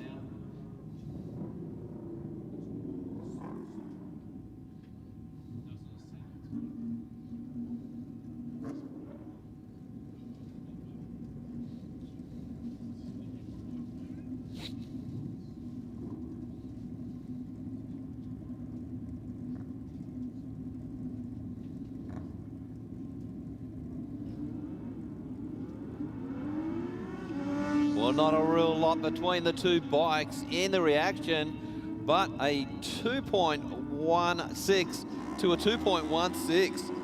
11.8, 118 miles an hour to a 12.7, 105 miles an hour. Guys from Formation Riders are here tonight. As I mentioned a little bit earlier, these guys, big supporters of bike riding in general. I mean, a lot of these guys too, they're not just based here in Sydney, they're pretty much based everywhere. I know that Bushy, who's usually up here for our state champs or our big national events, he has a lot to do with Formation Riders, and they do a lot of work for charity. They do a lot of travelling with country towns as well. They get out there and have a little bit of a meet, catch up with people from around the area, and they do a great job for the bike community as well, Formation Riders. So do check them out on Facebook. If you do ride a bike, guys, get in touch with them. Never know, they might get out on a ride near you, and they can get out and meet them and enjoy what they have to offer as well. So, you know, that's Formation Riders, guys. Great bunch of people. Now, you can see Michael Richards sitting down there on board Red Mist. Hey, Mike, 863. The Red Rocket is doing the business. Great conditions down there too, boys, for motorsport tonight. Believe me, you guys know me, I'm a bit of a wuss when it comes to cold weather, but I can tell you tonight, the track is perfect tonight. The conditions out there are sensational. It's no wonder we are seeing some good times tonight as well. Yeah, well, you definitely tell the track is right. We've got cars out there cutting a 1.260. That just tells you how good the track is. Good side-by-side race going on right now. The Aeroflow lane just out in front, Mark at 11.44 with a 4, 131. And 12.5, 105 miles an hour. This will be a good pass, these two bikes. Not at the top end because of a little bit yeah, Michael probably a little bit more horsepower off the start line, and that'll allow him to build a bit more speed at the top end. But certainly for the first front half of the racetrack, probably fairly even, I'd say. Of course, Michael with the extended swing arm on that motorbike gives him a little bit more stability off the start line, a little bit more leverage on the lifting the front wheel. Hear him on the two-step there, that banging and popping on the track, Mike, away nicely, 133 to the 60, 127 to a half track, and out the back door in the rocket lane, 867 with a 7, 153 miles an hour. And 10.0, 137 miles an hour.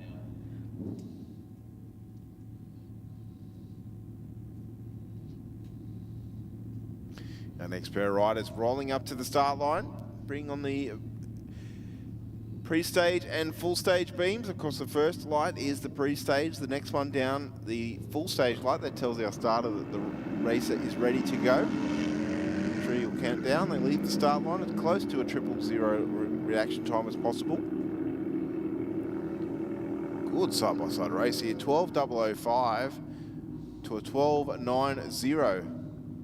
Only 3/10 in the finish line because the rocket lane had a much better light, but the Aeroflow came on around at the last 100 odd metres of the racetrack.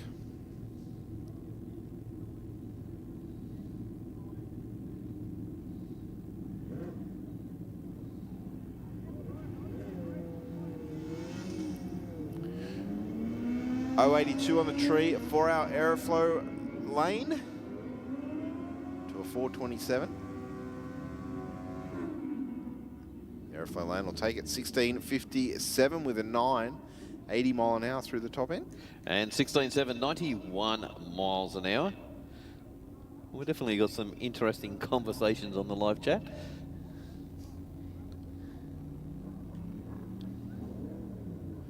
There's always something interesting to read, a little bit of a chuckle there sometimes.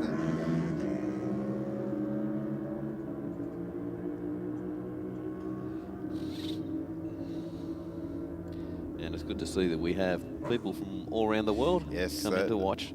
There is a good contingent of people that are happy to stay up to all hours of the morning, especially if they're overseas watching us at our regular Wednesday nights. But you know, I think that there is a good bunch of people in the chat, you know, each week, and it's a good way to catch up.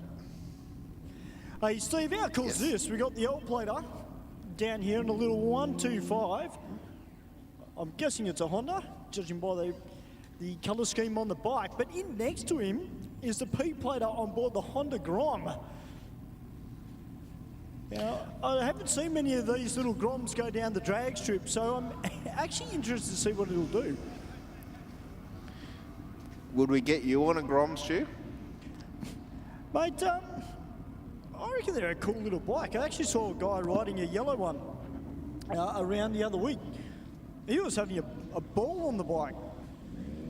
Oh, 21 seconds to a 17. So that's not too bad there for the little Honda. I think, unfortunately, with some of those bikes, they'll be topping out pretty soon. Yeah. Even with the gearbox and whatnot, they just haven't got the horsepower to pull through. But as I said before, it's all about coming out and having a good time. You know, one of the best bikes we've commentated here before was the Postie Bike Club that came, the early Hondas. They had an absolute cracker of a time. No one rotated the earth in their ET, but the characters that were riding them and the way that they'd done them up was really cool. Well, there is actually a big amount of stuff out there you can buy for them now. Yes. Yeah. Yeah. That's exactly what an old Postie bike wants, is a turbo at them. Just test its reliability. Correct. Just to our regulars that regularly tune into Race4Real on YouTube, you guys will probably remember a little while ago, there was a gentleman that came out that was racing a Tesla, and let's just say I kind of copped it a little bit on Facebook in a good way, because I wasn't bagging it out, but he said, no, until you drive it, rock it, you've got no idea. So I was just double checking that this wasn't the same guy. Thankfully it isn't. So I'm not going to get my ear chewed tonight, Mark, by bagging out a Tesla. Yeah, well, we do have some Tesla appreciators. Yeah. That was the word I was looking for. I know. That's why I jumped in there. But you know what? There's nothing wrong with Teslas. No, they're certainly quick if you get the right model. And I mean, even their standard ones, you know, or near set, there's some of them run like 1140s and that sort of thing is quite a fast thing. I still would like Stu to bring a helmet. And just sign on to, you know, have a chat to the driver and say, hey, can I be a passenger? You know. For sure. Yep. Go in and sign on. Of course, you can do that, but he can't jump between cars. That's the problem. The way the paperwork side of things, you can't just jump from one car to the other. I was lucky enough to do a technical night with Tesla. Oh wow. Okay. And one of the reps there just said, "You want to go for a ride?" Yeah. Yeah. And it was the mid-range car. Yes. But yeah, just phenomenal to ride in, as you'd expect. Dead quiet. Yes. But just the throw back in the seat. And, and the braking. It was really impressive. Not quite what you expected. I know one of Mum and Dad's friends has got one, and he's always had pretty quick cars. And his late wife was up at Mum and Dad's up near Mudgee, and he was telling Dad about it, obviously into hot rods and stuff, and his wife says, "Oh yeah, but he's only got 2 points left on his license," because everybody gets in it and says, "Oh, how does it go?" "Oh, I'll show you," and then he gets booked with it. Yes. So, I think there's, it's one of those things that as we see more and more electric or hybrid style cars coming into the market, of course there will be a performance, more and more emphasis maybe put on performance. What's caught your eye? Oh, Segi's disappeared, yes. Well, it's great to see the Audi TT about to come out and taking on the SF Racing and CMV Performance XR6 Turbo. Because we just had Christopher Varillas go down the track as part of Dialed In Racing in his Falcon, .050 on the tree for him.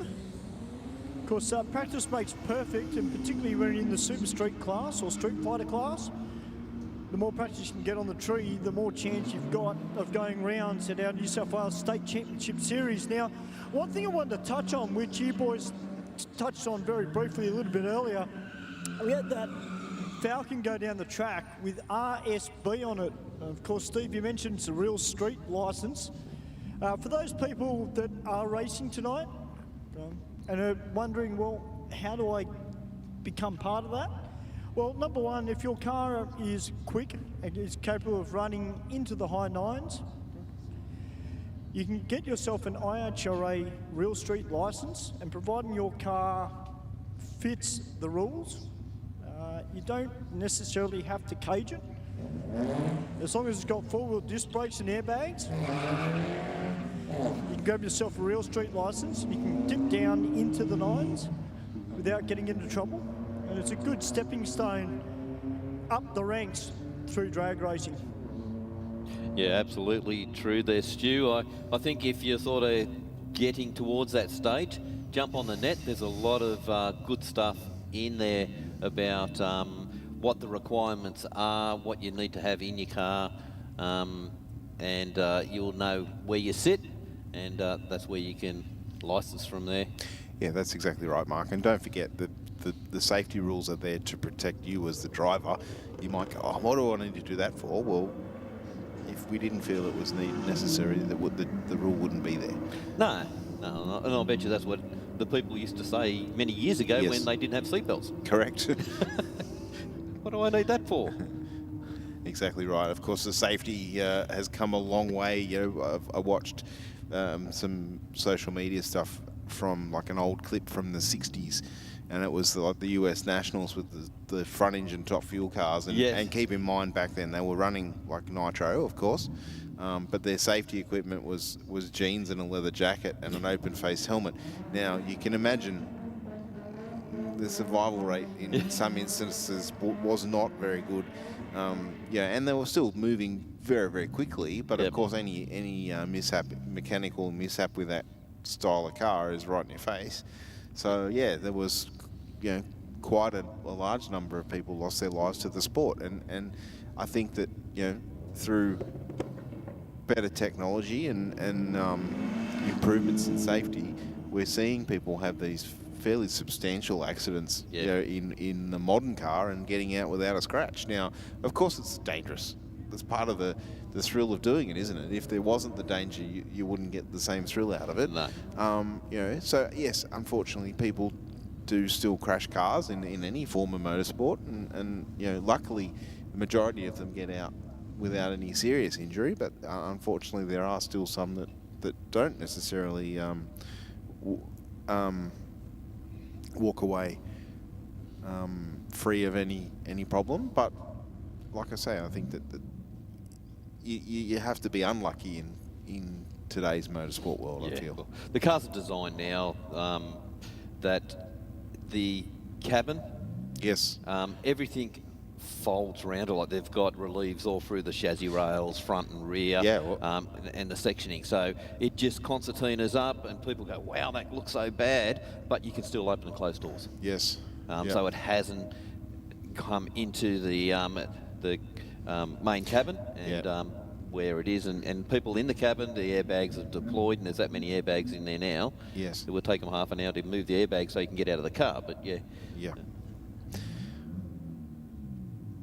Yeah, I think the safety side of things is certainly paramount to protect the occupants of the car. We see many road cars now, very capable of moving at very, very quick speeds, and to have that safety around you is certainly an important thing, whether you're drag racing or circuit racing or even just on the road. Like, you look at some of the crazies on the road and you think, well, how did you survive that? Well, put it down to the safety systems that are tested and tested and tested before the product's released, certainly in a new car. Just reading some of our comments on the Sydney Dragway Facebook chat. We've got Graham viewing from South Africa. Welcome, Graham. I hope you're enjoying the coverage and enjoying the racing and the chat, both on online and also the chat from us commentators. We've got NT Jack joining us once again. Welcome back, Jack. You were here last week or the week before. Glad you've chimed in once again. Starting to get a little bit humid up there. We had the Nitro up north last weekend, and a lot of the top door slammer racers were complaining about the humidity because most of them have come from south and gone from cold to very hot, quite humid. So big weather changes. But NT Jackie would have been, it's getting warmer, loving it. And it's a bit of a change for those guys too, because they've been racing in wherever they've been racing down lower, and all their majority of their data would be cold weather. Yes, I think the ETs weren't quite as quick as we've come to expect, but of course the more experienced racers got down the track quite smartly, and of course the A-Civil team in Slammer represented very well, which is good to see. Right. Yeah. Another 12-second pass down the Aeroflow lane at 113 mile an hour. And 13.8 at 103 miles an hour. We've got the little tighter back out, up against the fair lane.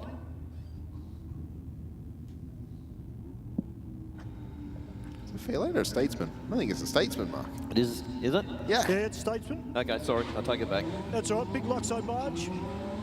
Been a while since we've seen one of these out here. That little Starlet, still smoking a fair bit, as it almost smoking like a diesel. But I must say, it hasn't got worse. Not tonight, it hasn't. No. He only just pipped at the post. I think he was in front nearly most of the way down there then. 5.7. Yeah. Had the little bit extra legs. Put in the overdrive, mate. Hey boys, we've got this Volkswagen down here. Now, this car has got no passenger seat, and it's also got a Galano little sticker underneath the right rear tail light.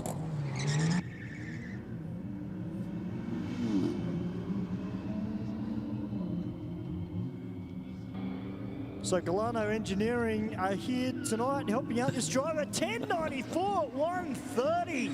Oh yeah, that's what I'm talking about. That was a great pass. Goes to show how quick they go when you take the seat out. Especially when you put a race seat in. Yeah. We've got Rest in Peace cars back out. One of our regulars in the WRX. About to take on the Falcon. Big smoky burnout from the Falcon down there in the Aeroflow lane. Rexy's on the chase. I don't think he's going to get there, Mark. He's going to run out of real estate. The Falcon held on, he got a fair head start, but just held on by 0.2 of a second across the finish line. You definitely can't give that much away on the starting line, can you? Well, I'll tell you what, boys, we've got a little bit of World Time Attack flavour tonight. We've got some Euro and a fair bit of Japanese down here now. We've got the US Auto Electrics S15 War Machine. Sounded very, very tough in the burnout. but the car next to him, 0.016 on the tree, and he's off it just before half track, but a 14.10 there for the Aeroflow lane. And 14.8 for the Rocket lane. Yeah, we've got this Honda coming out, and his number plates, well, plate is most wanted.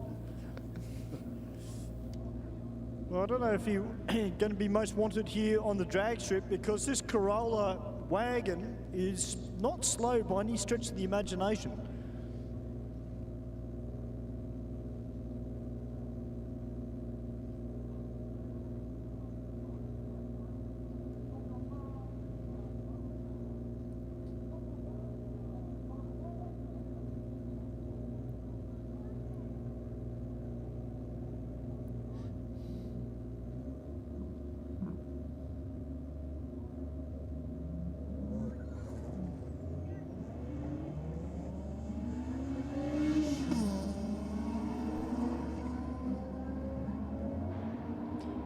Well, better reaction time there for the Toyota, but the Honda put the VTEC Yo to good use, and a 14.39 at 114 as the R35 GTR just quietly makes its way past me and taking on the Toyota Orion.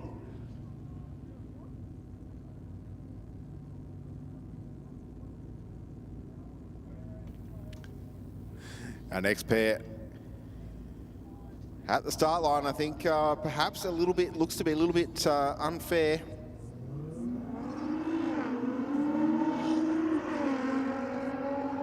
That Skyline, you can definitely, we were talking about engine notes before, you can definitely pick the VQ Nissan V6, 12.10, 121 mile an hour through the finish line.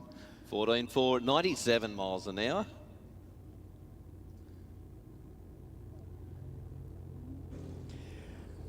Now I'm trying to work out what this thing is in the Aeroflow lane. It's not a car that I can say I've ever seen before.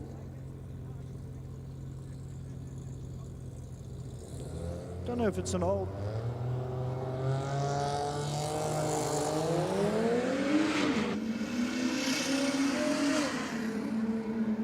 Falcon leaving nicely, sub 2 seconds to the 60. Out in front, I think the Sora in the Aeroflow lane, not going to get there. 12.17 with an 8, 117 miles an hour. And 14.2 at 99 miles an hour. We've got the BMW convertible. Seemed to have stalled in the burnout.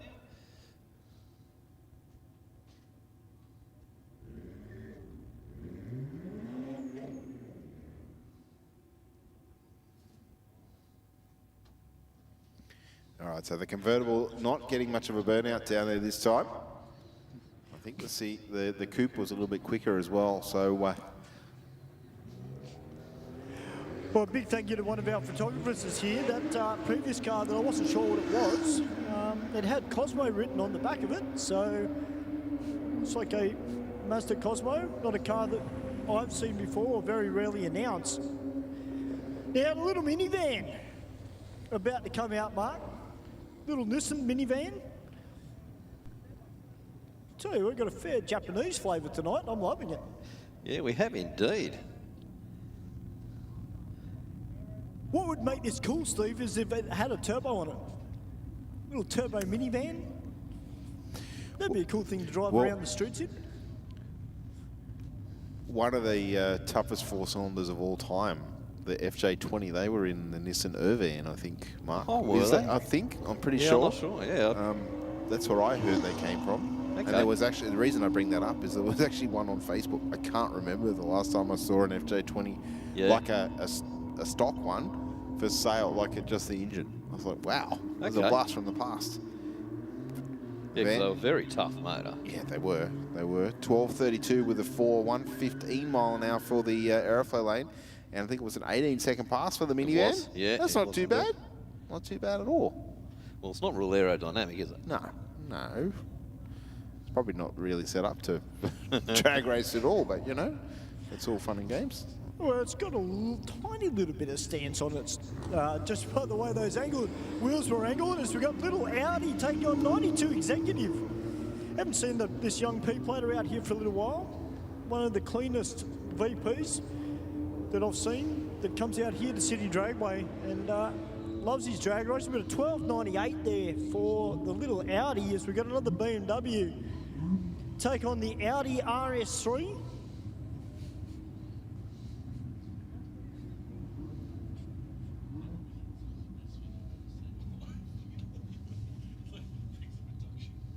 Now, I must admit, there was a fella that was out yesterday, was out driving around, had one of those Audi RS6 wagons in grey, or in a very dark charcoal. I'll tell you what, Mark, it looked and sounded sweet. You know, he was behaving himself on the road. He wasn't doing anything silly, but man, I think he'd had a bit of work done to it, because it certainly didn't sound stock. You know, they're certainly a pretty quick motor car, those things running low 10s. They're Audi wagons. Adam? I know you're RS6, yes. Yeah, and you don't have to do a real lot to get them there. No. Yep. Yep. Most of it done with the keyboard.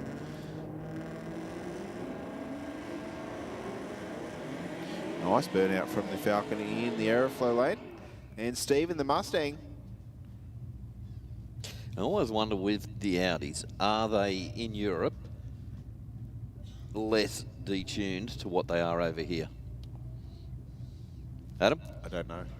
So the Audis in Europe, are they less detuned to what they are over here, that you can just go in and just absolutely bring them alive? Yep.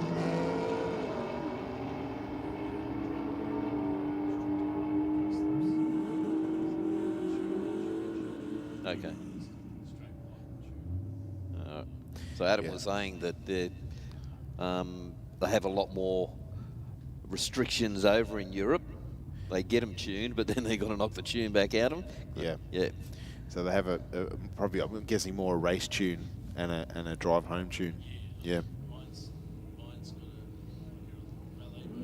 Yep. Yep.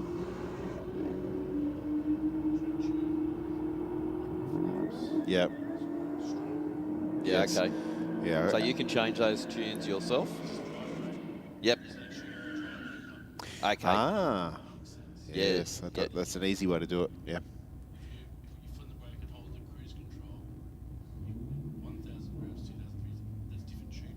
Yeah, okay. So rather than just have another button, you've got to go through like 15 different processes. Yeah. Okay. Yeah, okay. Yeah, that's fair.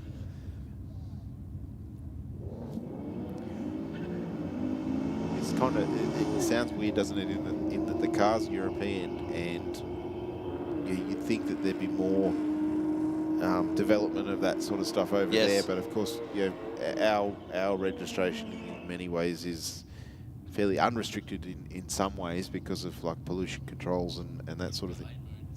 Yeah, that's right. That's right. Where yes, the technology is more obviously available, and the number of workshops that can probably tune them is a lot more plentiful, but they're restricted. Yeah. And probably checked a lot harsher than what they would be here in Australia. But you know, as Adam just said, it's fairly straightforward to switch between a restricted casual drive to a wide open throttle to an insane hang on and point. Yeah, like yep. Awaken the extra 5 cylinders. Yes. In the other bank that are just sitting there. I've got a friend who does, spoke about it before, a lot of VW changeover, like the GDIRs, and he puts them into the VW vans, the little caddies, yes. And he puts everything, dash clusters, the whole running gear, the whole works and everything. And all his programmings are coming from overseas. There's not many, virtually no one over in Australia has been doing this. But over there, it's becoming a bit of a common thing.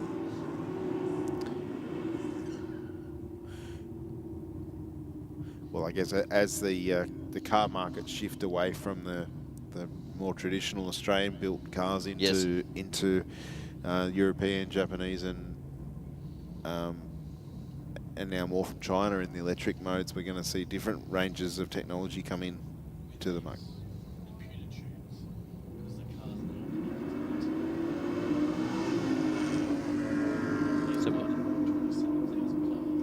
Yep.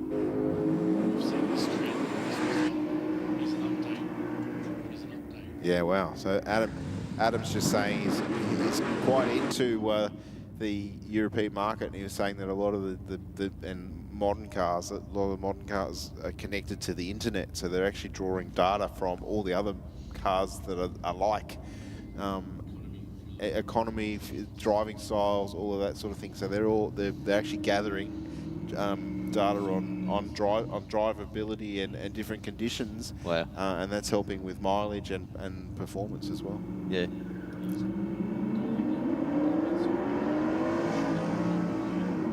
Yeah, wow, that's pretty straightforward, isn't it, when you think about it?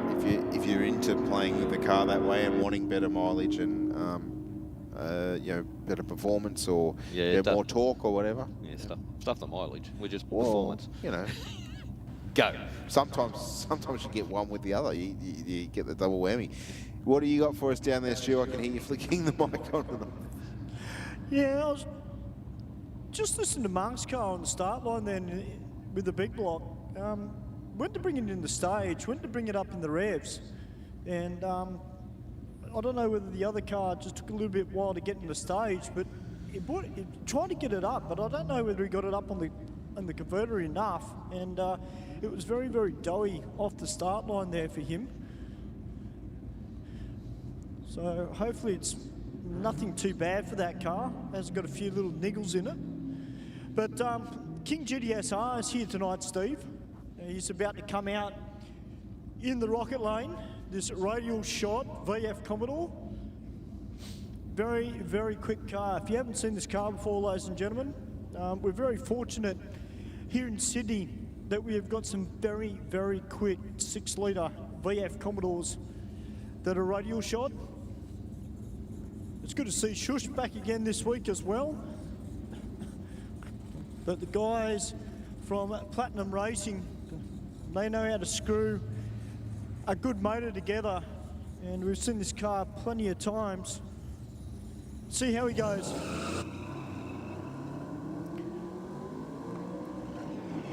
Did you see that GDS, the lump in the cam, as he's sitting there idling, waiting for the motion to move forward? That's the thing with these, you know, the VFs and everything now. You don't have to go, like they're not going the big, massive, solid rollers and that in them. Well, I guess having the supercharger on top of the engine is helping that, because it's forcing more air in. And there we go, 941 with an 148 mile an hour through the top end. Wow. And that was a great pass, like 1.4 in the 60. Easy as you like. It almost just drove away from the start line, or it certainly appeared to be that way. I'm sure that the driver would tell me otherwise to run a 1.4 60 foot, but it didn't spin the wheel. It didn't move sideways. It just it did everything it was supposed to. And there's the time that is the result: 941 with an 148 mile an hour, 116 at half track. Definitely making the horsepower. It's probably a casual 1,000 at the tyres. Just a lazy 1,000.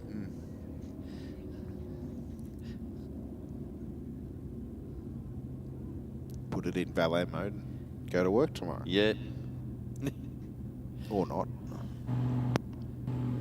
Yeah, we've got the B&T Automotive VT Commodore down here that's sounding super tough. And we've got another one of our Real Street license holders. This is Shush, another radial shot VE Commodore.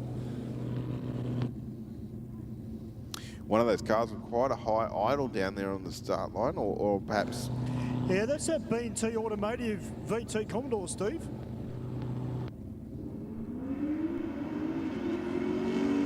Leaving the start line a little bit quicker, a little bit quick in the Aeroflow lane, 0.2 of a second early. Wow. Dab the brakes real early as well. Still went 9.71 with a 6, 138 miles an hour.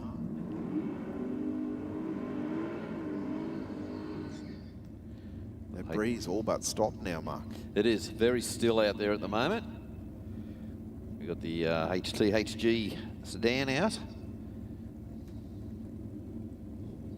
I think it'd be fair to say, Mark, that both those drivers of those Commodores, while they're vastly different models, they've really got the cars down pat off the start line on that radial tyre on this prep. So, you know, some people think it's easy to back up a time in drag racing. It isn't. I'm sure that you and Steve could vouch for that as well, as you two have raised. But these guys have got their setup down pat. Now, Josh Clapper's about to come out in dark 69. It's been running very, very well all night. Let's see what they can do on this pass.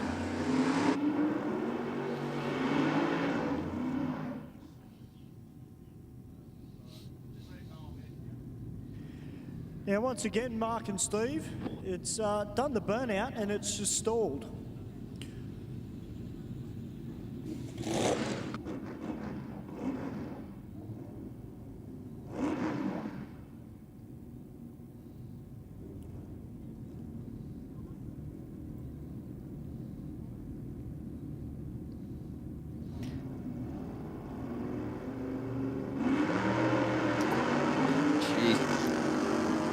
This in the front, but then it was bouncing a bit on the rear on that one. 035 light. Still maintain the composure with having to restart the car on the start line. 973 this run, 144 mile an hour. It really wasn't settled off the line, was it? It was, yeah, like you said, it was bouncing around a bit and moving around a tad. So, yeah, I think there'd be a little bit more adjustment and a play with that suspension.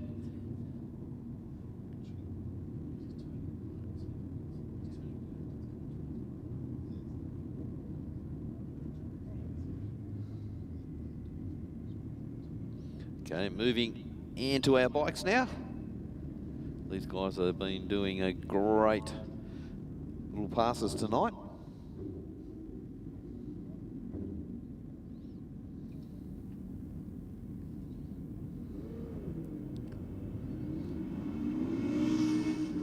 Aeroflow lane away first. Rocket lane just in front at half track and builds a bit of a lead. 10.56 for the 1:36 through the finish line to an 11.59 in the Aero.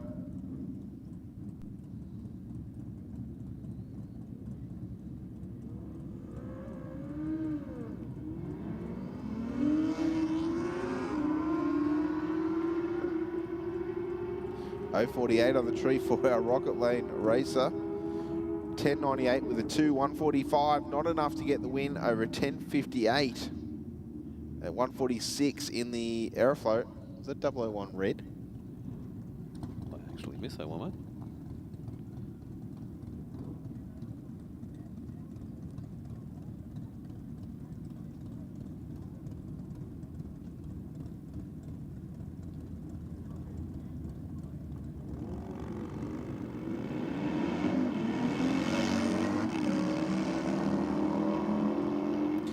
Aggressive on the gear changes for the Harley. We can see that rear tail light bobbing up and down on the shift. 037 on the tree, 12.34 with a 6, 109 at the finish line to a 10.71 with a 5 at 141 in the Rocket.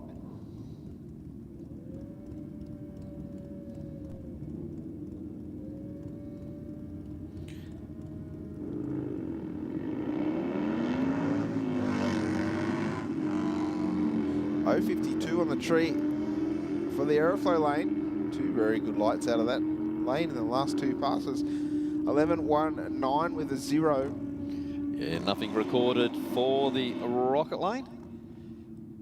The rider just fell asleep on the line.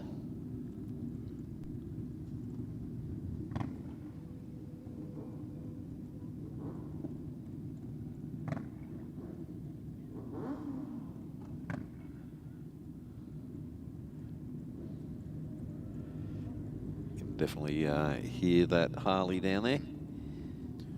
It's pretty hard to mistake it. Yeah. Unless, of course, you're riding the electric version that comes out every now and then. Yeah.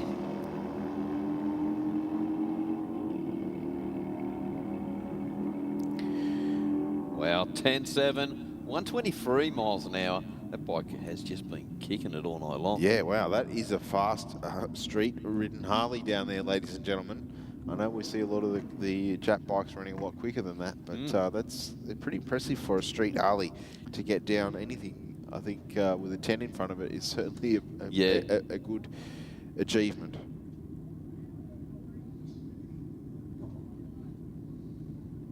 Yeah, we see a lot of the dark side bikes. They really get them cranking. That they do. I think they run. Most of them seem to run some sort of forced induction, though, which certainly helps.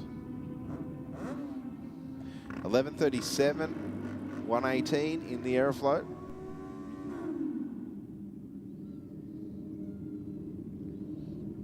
And 20.7 at 56 miles an hour for the Rocket. That'd be good competition for the Cortina. Might line him up against you. He's gone quiet. No comment from the super coach. It's a pretty good pair. I think the Rocket Lane out in front at the moment and probably will take it 3/10 across the finish line. A 12.04 at 1:13 to a 12.09, I think it was in the Aeroflow.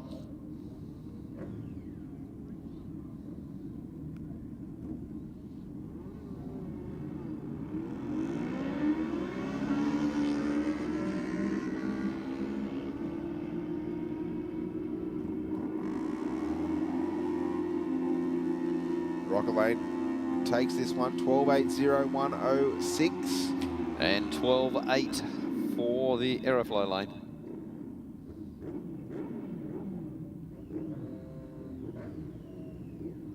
These guys have been side by side all night long.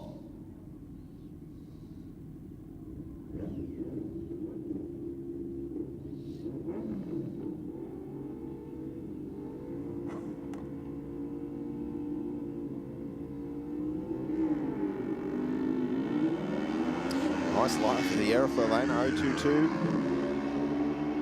Yeah, 60 foot for the Rocket Lane. Not a bad one either. 1.9. Yeah, it was a good 60 foot, but that's as far as it went. The other bike gathered up and took off. Went 132 mile an hour at the finish line.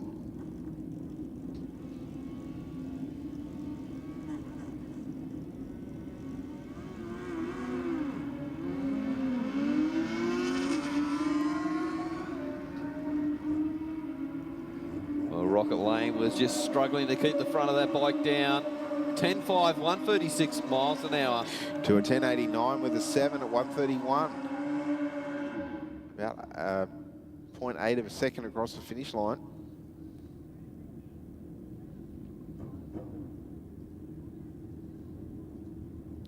You're exactly right, Steve. This is one of our quickest bikes. Certainly on the premises. Very well sorted at the moment. He's got the start line working very, very well for him. Yeah, Michael's just getting in his prime position on the starting line.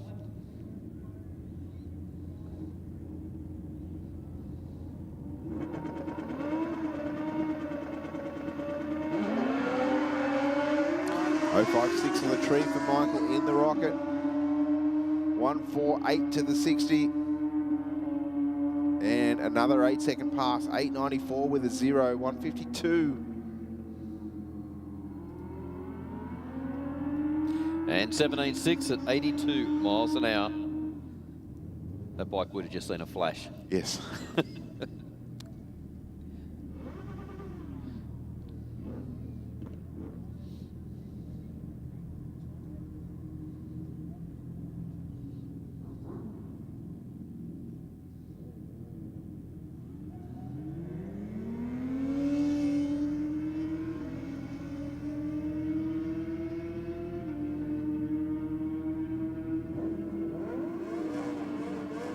And a 12.77 in the Aeroflow lane that time around. And 17.4 at 84 miles an hour for the Rocket Lane.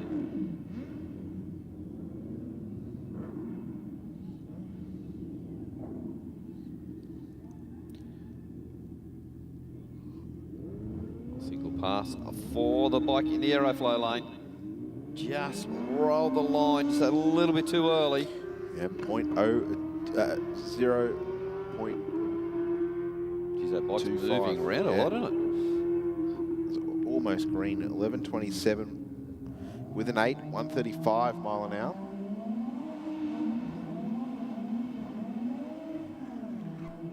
It's that purple FG Falcon down there. Yeah, the CMV car.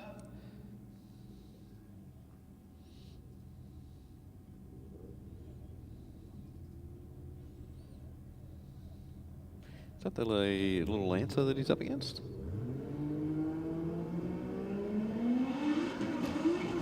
See if it's a Lancer or certainly moving at the mid-track. Falcon's not going to get him, Mark. 12.66 with a 7, 112 mile an hour. And 12.69 for the Rocket Lane. So really nothing between those guys as they cross the line.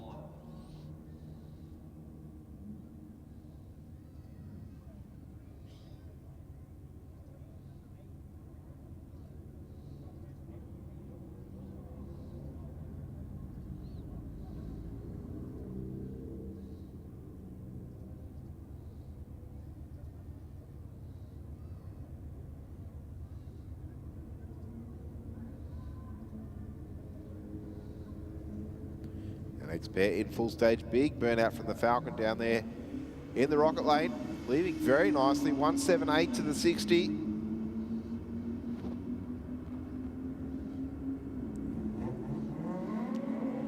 And 11.50 the ET at the top end of the racetrack, 125 mile an hour. And 16.0 at 89 miles an hour.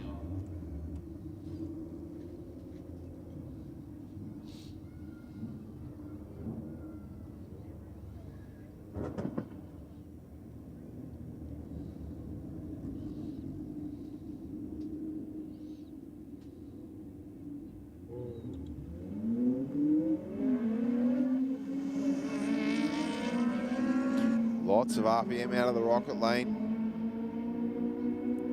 0.78 reaction time for the Aeroflow. And the Aeroflow is going to take it with a 14.64, 96 miles an hour. And 14.5, 97 miles an hour.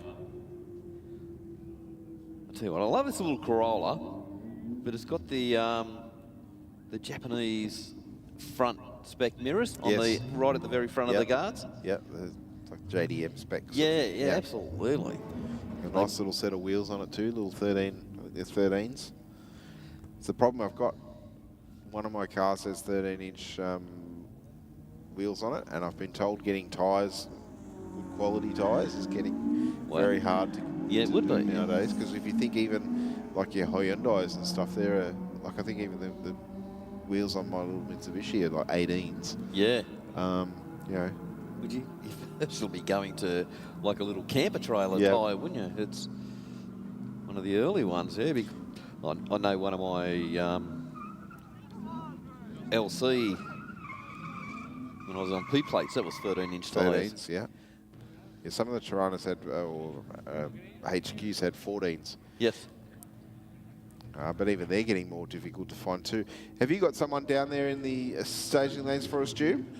Actually, so just been for a wander down to the pits, down to Dialed In Racing, and they are feverishly working on Sammy Joe's Commodore. They've actually pulled all the plugs out of it, and they're replacing the plugs. Now, they're not sure if it's an electrical problem or it's something to do with the plugs. So Brett Stutchbury is down there. Brett's underneath the bonnet with Brian, and they're trying to work out what is going on with the Dialed In Racing green machine tonight.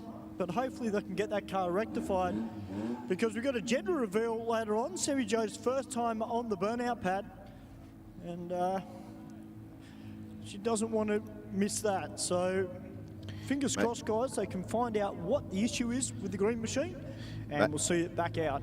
Maybe the car knows what punishment's coming and doesn't want to play the game. It's going on strike.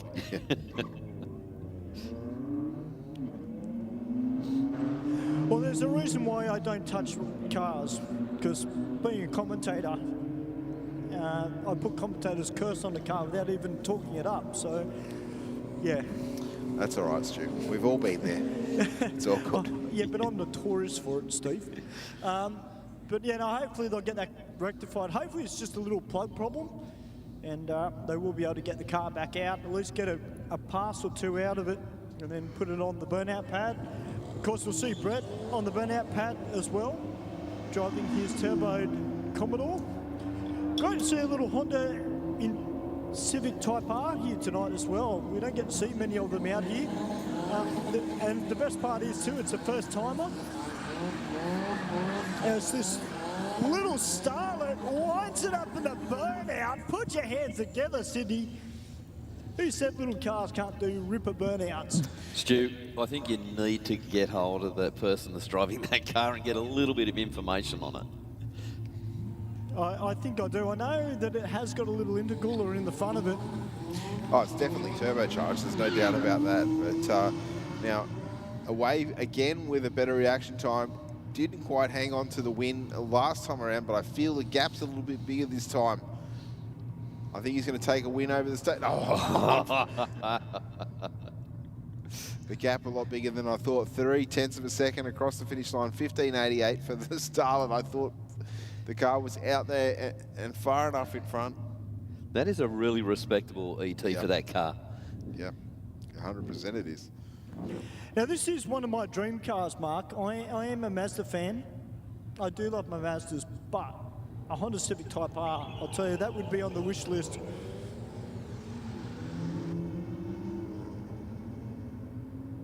You need to write your note to Santa. Oh, no, maybe Keithy can lend me some money, because he's rich. So, he can, I'll go this way. The last I checked, Stu, the bank's got plenty, mate. No, in all seriousness, they are one hell of a car. And the good thing about them too is that they're still very much a car that is still in development here in Australia in terms of really wringing its neck and seeing what you can get out of them. But the good thing about it is there's so many aftermarket parts for that car. You know, you got Spoon Sports, which is probably the top rung. We've got one of the best Honda workshops in Sydney, BYP Racing. You know, those guys, Benny Tran and his brother, they certainly know how to screw a good Honda combination together. So keep your eye out in the future. Now, unfortunately, we've got the red lights on, which is never a good thing. Everybody just checking the track.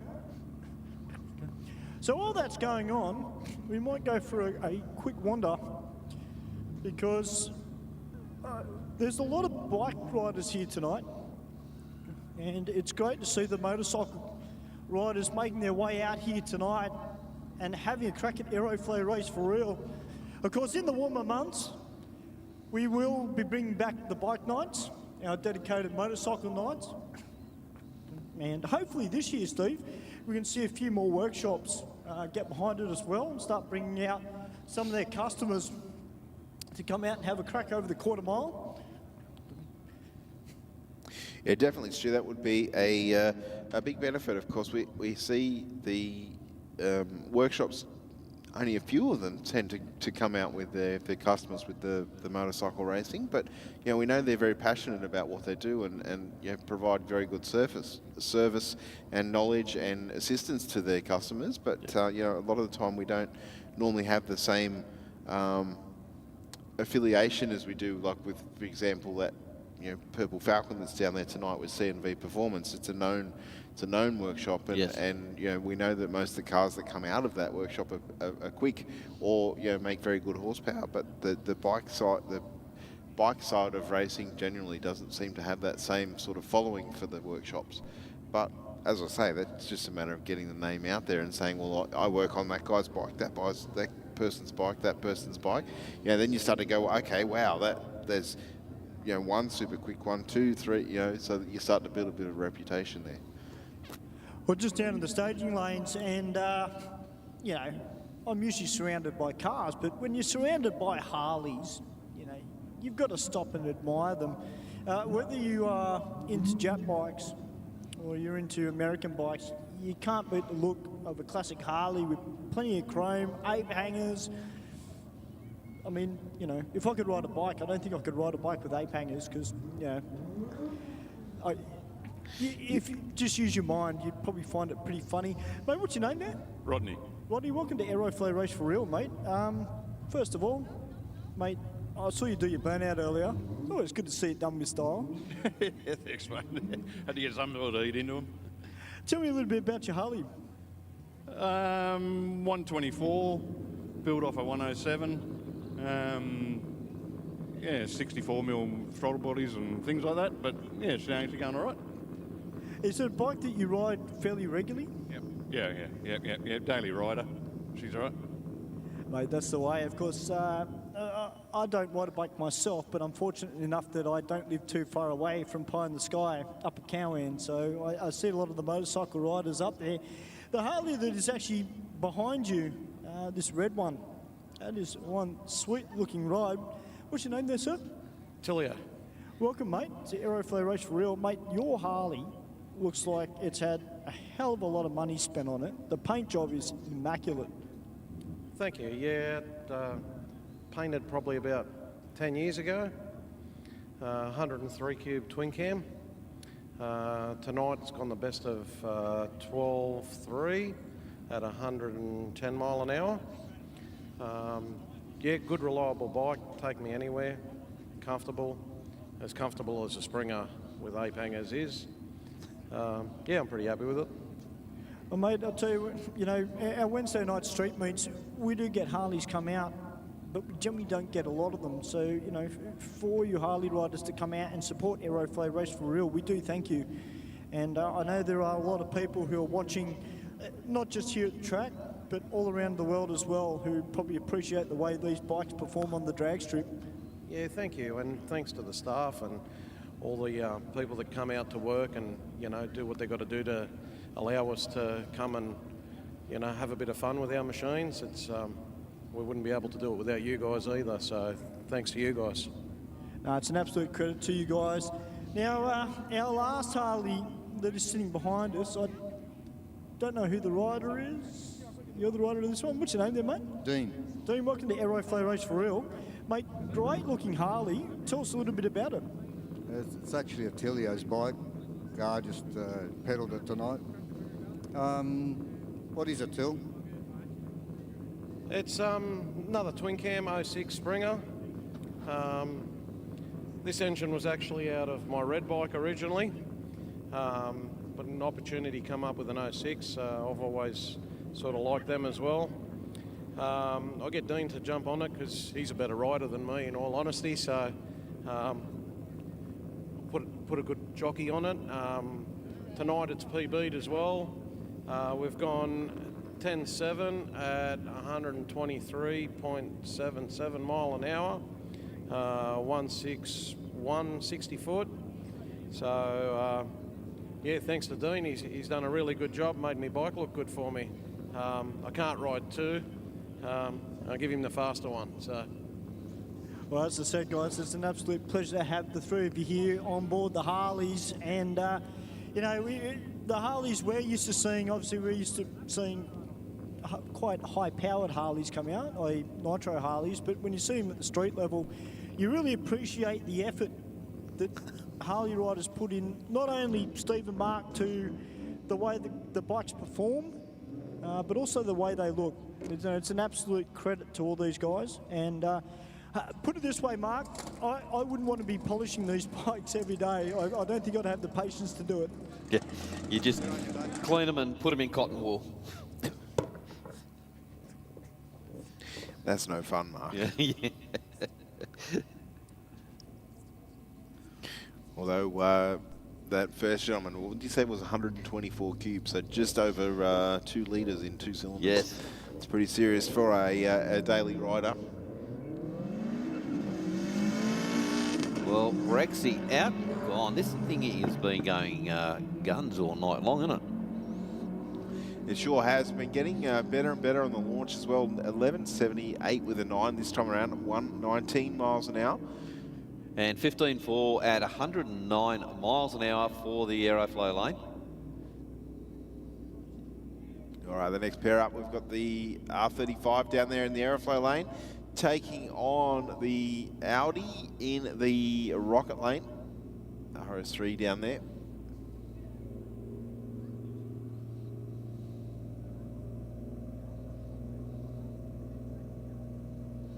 Just waiting on the Audi to come into the stage lights.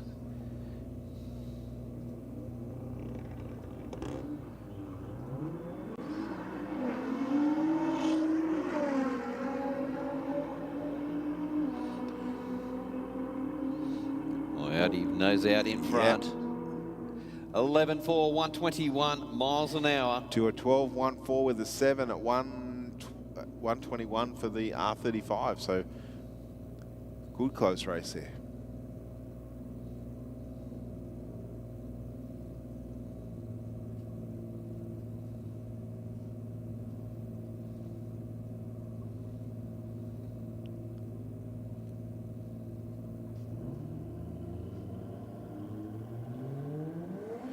Falcon down there in the Burnout, taking on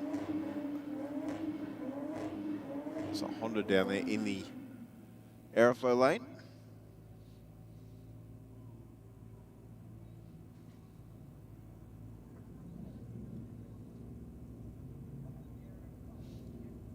The wheels on the van.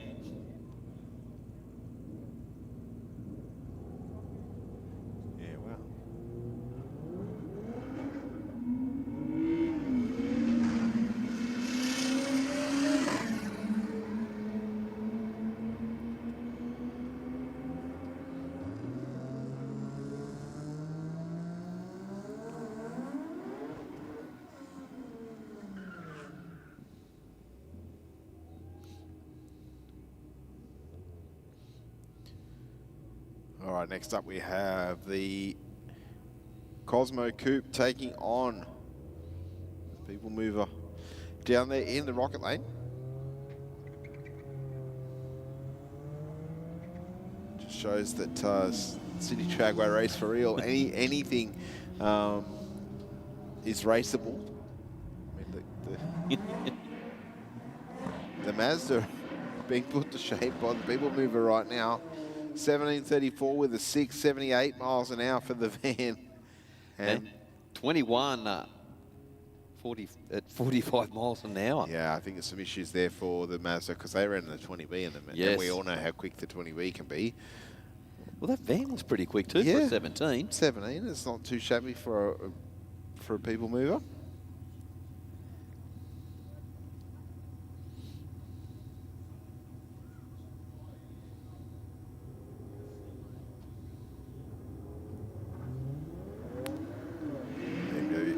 BMW taking on the Sylvia. Right now the BMW showing the tail lights on a near perfectly straight pass. 11.78 with a 7, 115 mile an hour to a 13.95 at 113 for the Sylvia.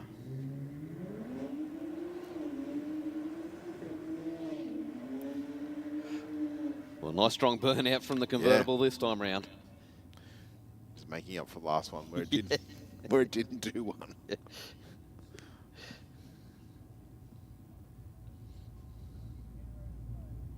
Yeah, so Mark and Steve just hanging out in the staging lanes, and you got a young fella here. What's your name, buddy? Andrew. Andrew, welcome to Aeroflow Race4Real, mate. Tell me a little bit about your car because it looks schmick. 1974 K25. It's got a 4AGE, 16 valve in it. Yeah, twin cam. Does the job. Having a bit of fun in it though? It does, definitely a lot of fun. Mate, the way this thing's lowered, I reckon you take this through the twisties rather than in a straight line.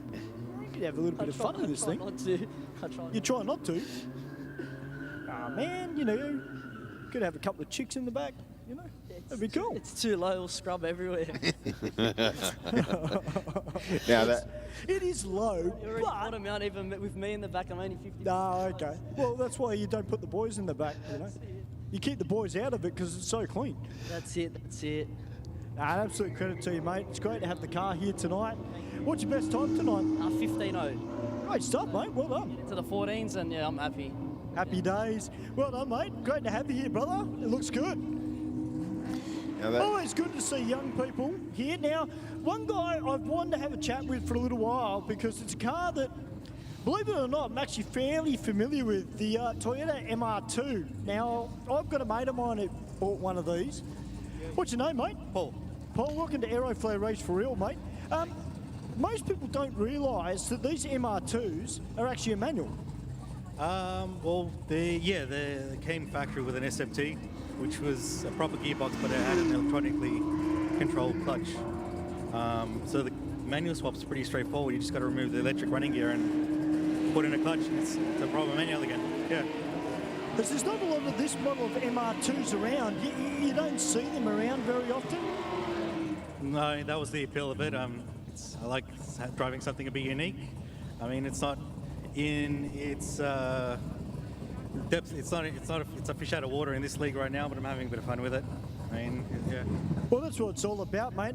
And hey, you're doing well tonight in this thing too. Well done, brother. It's great to have you here as part of Aeroflow Race4Real. Thanks for having me. Back to you boys upstairs. Thanks there, Stewie. Thank you very much, Stu. That is a tried and true engine swap for the little Corolla, the 4AGE 1600 twin cam. They were very, very popular back in the day because physically such a small engine. You could put them in just about anything. It was one of the many engines that I contemplated putting in the Cortina back in the day. But yeah, certainly a good little power plant, and for what they are, you get reasonably good horsepower out of them. The 4AG ZE, I think, was the supercharged one. They had the little belt-driven blower on them. They, I think, pushed about 6 or 7 pound from factory. But if you wanted a little bit more boost, you go to the one off the 6-cylinder. Was a slightly bigger compressor. But yeah, definitely credit to Andrew. The car looks fantastic from up here, and yeah, it certainly does look pretty low. I dare say there are minimal clearances to tyres and bodywork. That's okay. They only just have to miss, don't they? That's right. Yeah. A miss is a miss. Yeah. A scrape here and there. Never goes astray. Just means you have to just be aware of when you're turning into a driveway or over a speed hump, etc. Another 12-second pass down Sydney Dragway on that solo there, Mark. We've got a lot of quick cars here tonight. We do indeed. Yep. We've got some really quick ones rolling out now as well. Sammy Joe car is sitting in lane 6, which is good. They hopefully have resolved that issue with the car. Yes, I think she had, this last week she had a radiator hose, Glenn. Yeah, she did. Yeah, so she's, of course the car's been getting more and more use, but these little issues will show their head every now and then. Well, indeed, especially on a fresh car, like it's a fresh build. Like you say, they just little issues that are there that will raise their head.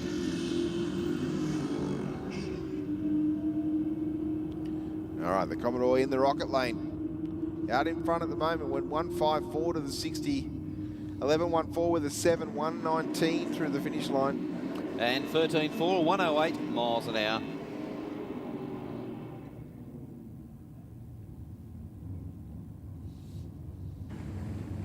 All right, got the Autotech Engineering 10-second VX Commodore about to come out against the B&T Automotive VT. Steve did mention this car did sound pretty high in the revs last time it came out. Let's hope it's been rectified. Good launch there though from 10-second. Well, both these cars 60 for the 1.6. Side by side, Mark.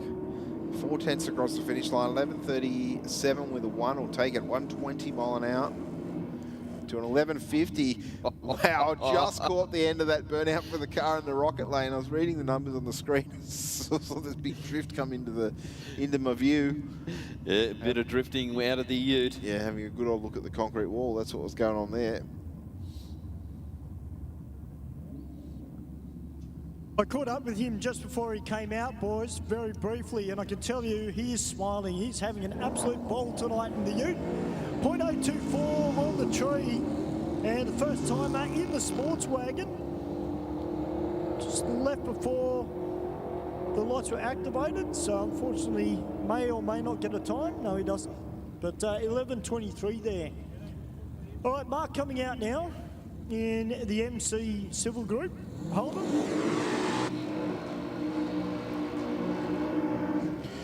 Big RPM from the blue Holden down there in the rocket lane. Nice strong burnout from both cars, actually. Yeah, indeed. Mustang is locked in and ready to go.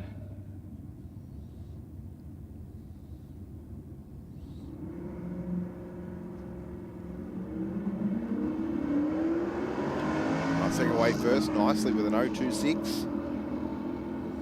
But the Holden passed at about 3.30 and a 10.68 with a 6, 137 miles an hour. And 12.9 at 109 miles an hour for the Mustang. Well, we have the VL Commodore back out against the HJ Holden. Yeah, I was just about to say, Mark, the Plastic Fantastic, as they were known back in the day, the Walkinshaw body kit. Don't know who came up with that name, but it stuck. But I did mention earlier to one of the boys downstairs, you know, I look at this car and I close my eyes and the first car that comes into my mind was Larry's VL Commodore in the Castrol colours. Yep. But no, it's great to see both these cars out here tonight doing a little bit of testing for drag challenge. You know, it's one thing to make your car quicker, but I guess slowing it down, Mark, can be equally as frustrating sometimes. Yeah, it is, just to try and get it consistent.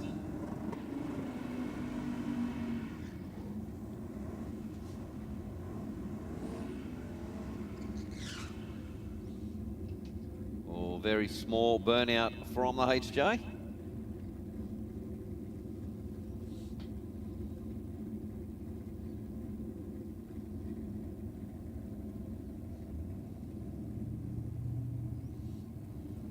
Siko Miko, which car are you referring to? Green one leaving the start line now is a HJ Holden. Okay, just I'm sure there's a problem with the VL. He's rolling it out. That's Stewie's commentator's curse again. Yeah.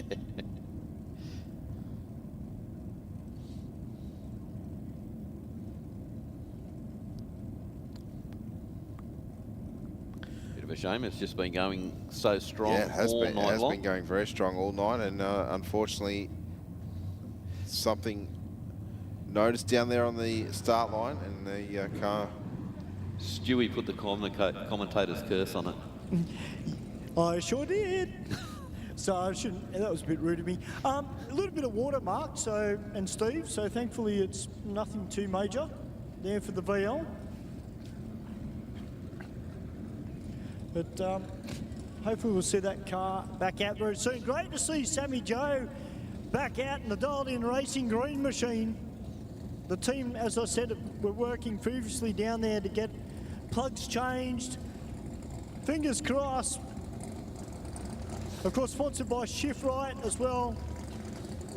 Big part of Topville Street. If you come to our major events, ladies and gentlemen, or even our New South Wales State Champs, as a spectator, if you make your way down into the pits, you go down the very end and there's a street sign that says Topville Street, and that's where all the Street Fighter and Super Street races are.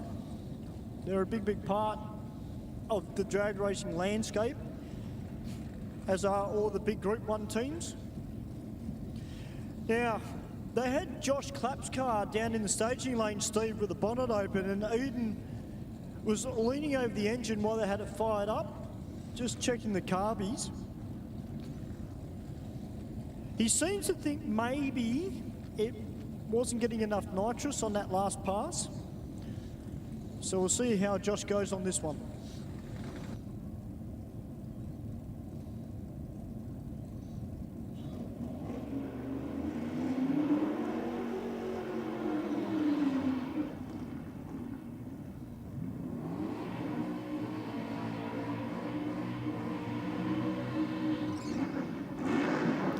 Sammy Joe's car sounding pretty nice from up here. Yeah, it did sound nice and smooth in the burnout.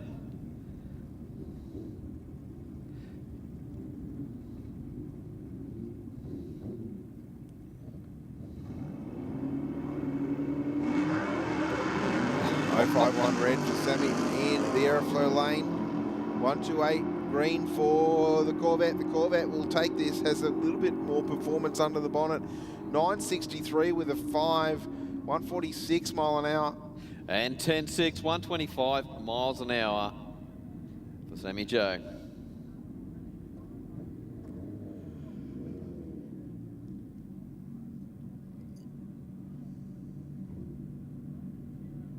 So the Corvette, it slowed a little bit there. He went 937 on the previous passes, so it wasn't super smooth off the line either.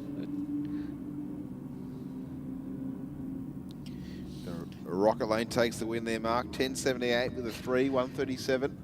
And 11.8 for the Aeroflow lane.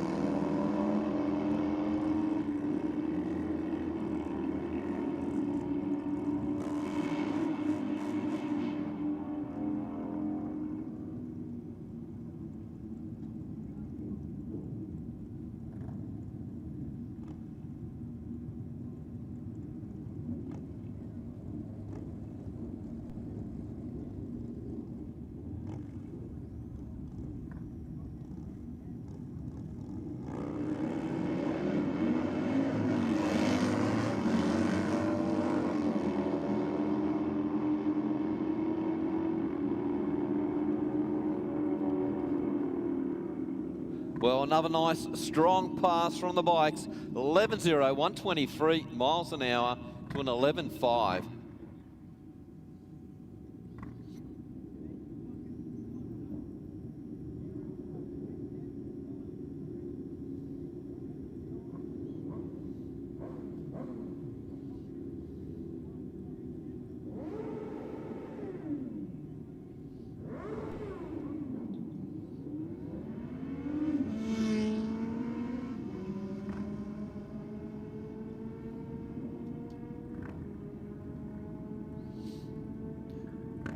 .11.3, 118 miles an hour for the Aeroflow lane.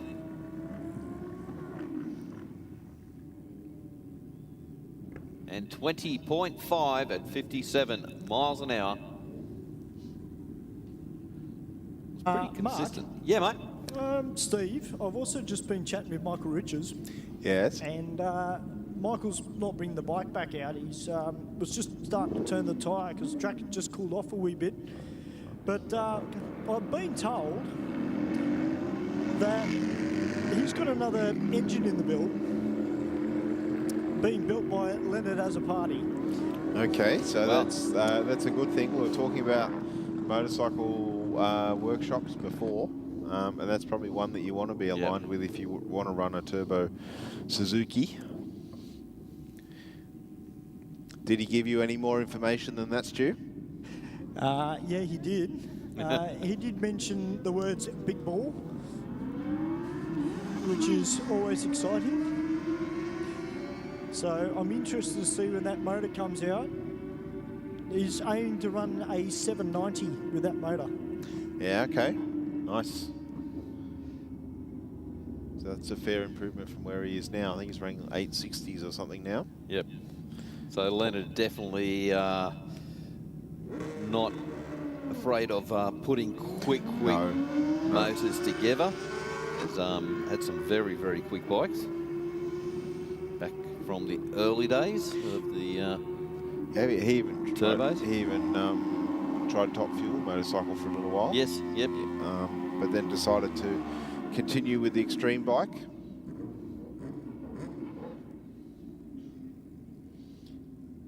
Yeah, I think he's probably one of the early guys of the extended swing arm and the turbo Hayabusa. Yeah, definitely. Definitely one of the pioneers, I guess you could say, in that era in Australia. Of course, I think that style of bike had been around a little while overseas, but not so much here. Yep. And yeah, Leonard building the horsepower, encouraging people to come along and enjoy extreme bike as well has certainly helped with the popularity of the class. Yep. Don't hold me to it, but it's stuck in my head of a pass out of one of those bikes at 170 miles an hour. That sound about right? We're 215, 216 now. There's a guy in Queensland went to 225, I think, at Jamboree. Yep. So, yeah, and like a 670 or something like that. So it's definitely, certainly one of the quicker ones in the country. But yeah, in Sydney, Leonard and Alex Borg were probably the two quicker ones. Yes. However, there's a number of guys now nipping at the heels in terms of performance, and they've been building on that over the last couple of years. So I don't think it'll be too much longer. Darren Foley is one of those.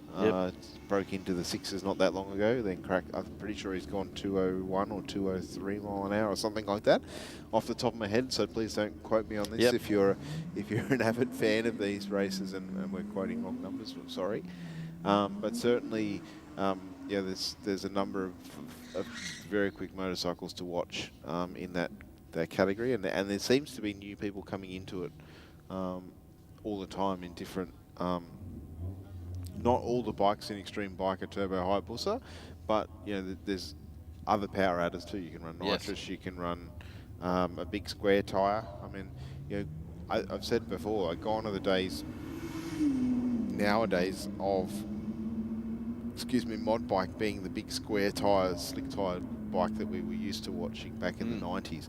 Not many bikes seem to run that same sort of setup nowadays. Most of the mod bikes are more like almost a standard road bike sort of thing, maybe with a small extension on the swing arm, a little bit like Michael's bike. He's sort of in the middle between a mod bike and an extreme bike, I feel.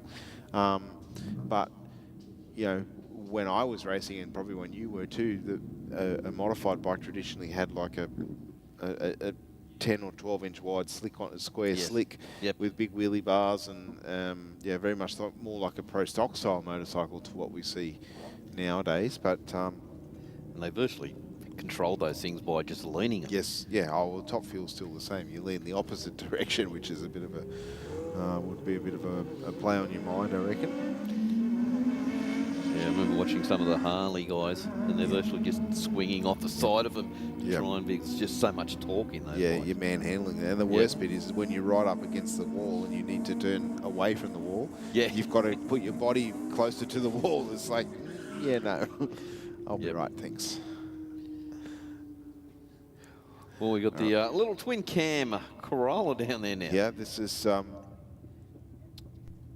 Fast Fours to a T, a new generation versus Old school. Little Corolla of Andrew getting a little bit crossed up on that leave. I'm not sure he's going to see his 15-second pass here. A little bit of fume out of the old 4G as well. Yep. The Honda out in front. And a 15 and 69 with a 9 to a 16-1 with a 2 for the little Corolla. About a second the gap across the finish line there. Yeah, they were very well-used motor, weren't they? Like, they just appeared in so many different types of...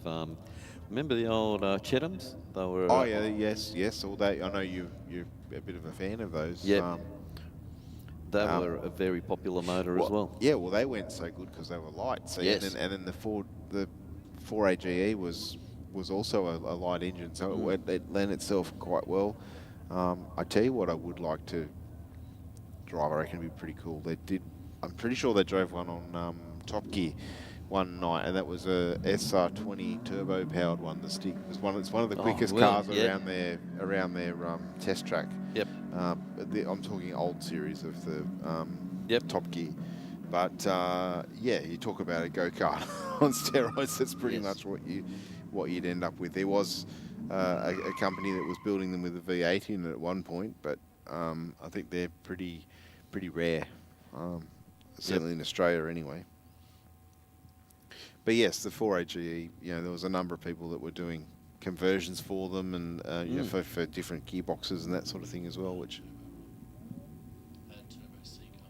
Oh yes. Yep. Yeah. Yes. Yes. Yes. Adam just saying he had the 4AG ZE in a Toyota Seeker, and the internals for the supercharged version were a little bit beefed up over the NA version. And then, of course, the later versions had the 20 valve. They were one of the first 4 cylinders to run a 5 valve per head. Yep. Per cylinder head.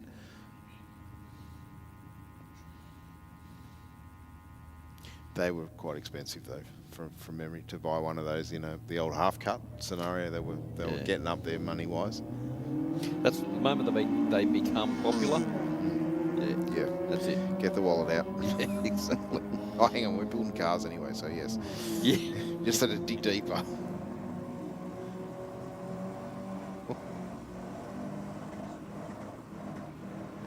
And a 12.99 with a 4.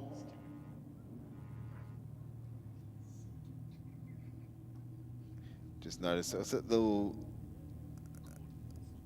Honda Accord there. It's had a little bit of tuning on the headlights in the braking area. Adam spotted.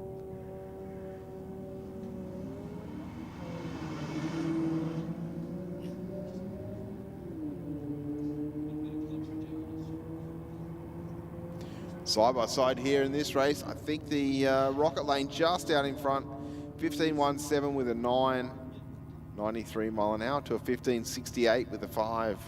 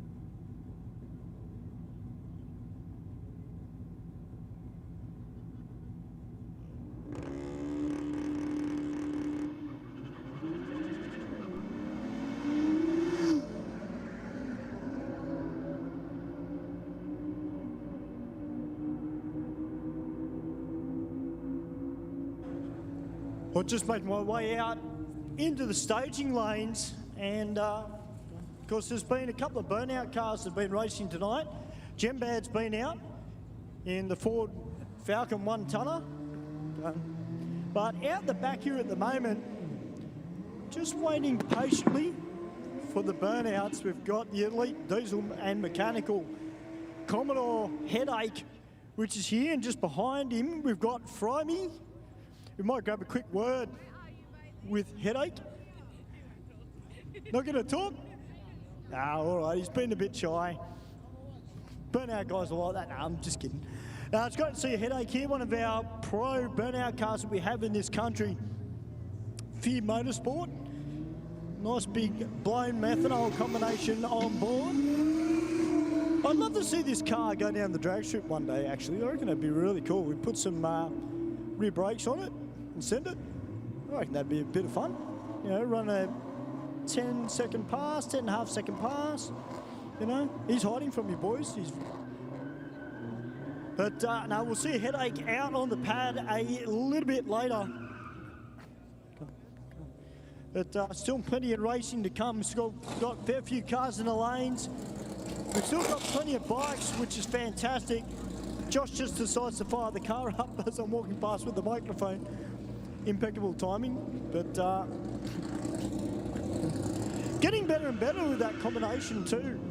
Obviously, going from what he had before to what he's got now, a bit of a difference for him. Car no stranger, but with the extra horsepower, and as Steve mentioned, just setting the car up and just getting him used to the way the car reacts now and the way it behaves. And with the nitrous on board, he's doing a great job. The Mazda Cosmo coming out now against a little Audi.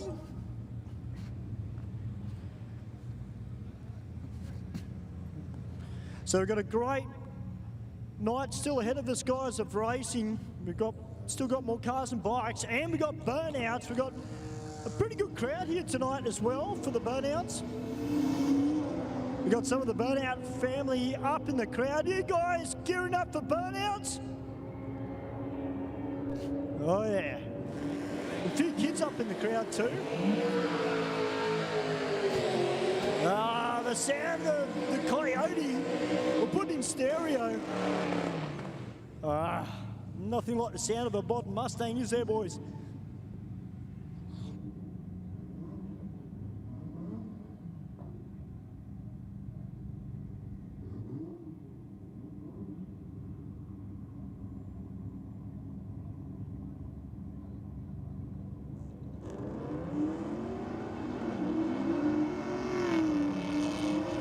So the Mark 1 Mustang out with a point, a 185 reaction time. Sounds like he's just got off it. Yeah, I definitely heard that too, Stu. It just went really quiet. And by his miles an hour, that's definitely what happened. 17.2 at 68 miles an hour. Well, I'll tell you what, Mark and Steve, for a car that these guys just put together, just as to have a little bit of fun in, this VS Commodore, little 355, doing a great job. Definitely turn the tyres off the line. And something has come out of one of the cars. Not sure which car it was, but it looks like it's come out of the Aeroflow lane. Hubcap. Little part of the hubcap. Thankfully, nothing major. Well, we've got the B&T Automotive VT Commodore about to make its way out.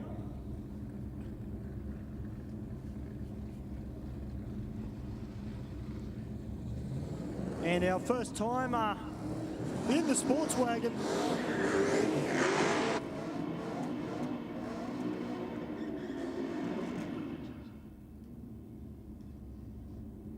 Yeah, the guy in the sports wagon, or the person in the sports wagon's definitely been having a blast tonight. Plenty of passes. A racer in the sedans done a number of runs as well. Plenty of RPM in the burnout, not too shy. There's still a bit of RPM on board this VT Commodore as well, Steve. 090 on the tree. Nearly a second up the sleeve on the reaction time. Yeah, 60 foot, definitely on the VT side. 1163 with a 6.118. And 13.0, 115 miles an hour. Well, another Mustang down in the rocker lane.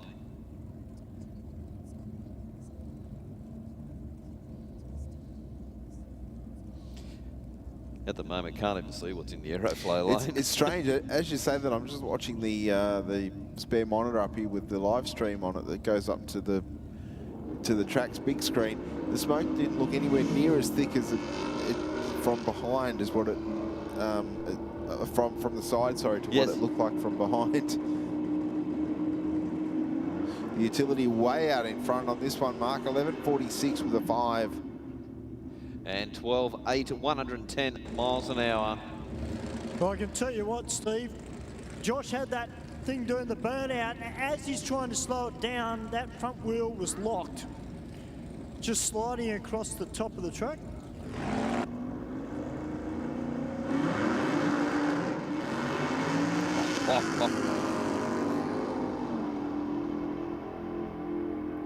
Plenty of RPM there on the shift. There's a bit of wheel spin. I think that brought on the limiter and then the flash out of the flame out of the pipe. Yeah, and I wonder if it's because it's lifting the left-hand wheel so high now, it's just taking the weight off the back wheel and it's just unloading. Oh, you're thinking it's twisting the whole car up and unloading that left rear.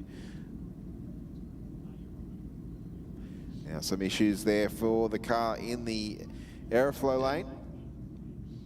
It's slowed considerably.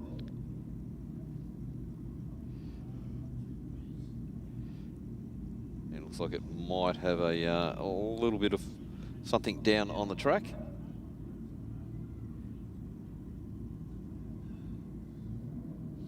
He's going off on that centre escape road.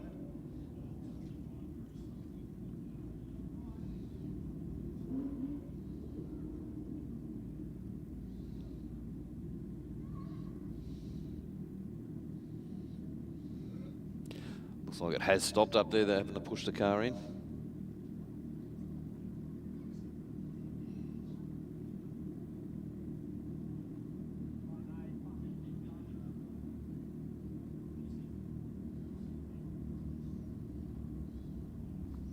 Looks pretty clean under the lights there, doesn't it, with the gold pinstripe? Yep.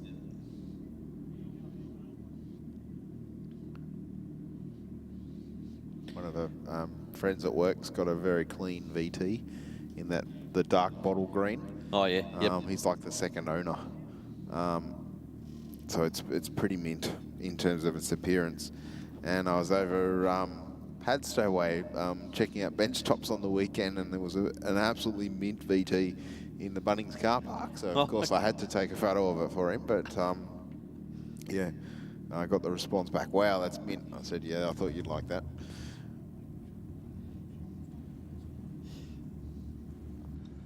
All right, we're getting into some radial action right now. We've got the VF King GDSR about to take on Shush, the VE Commodore.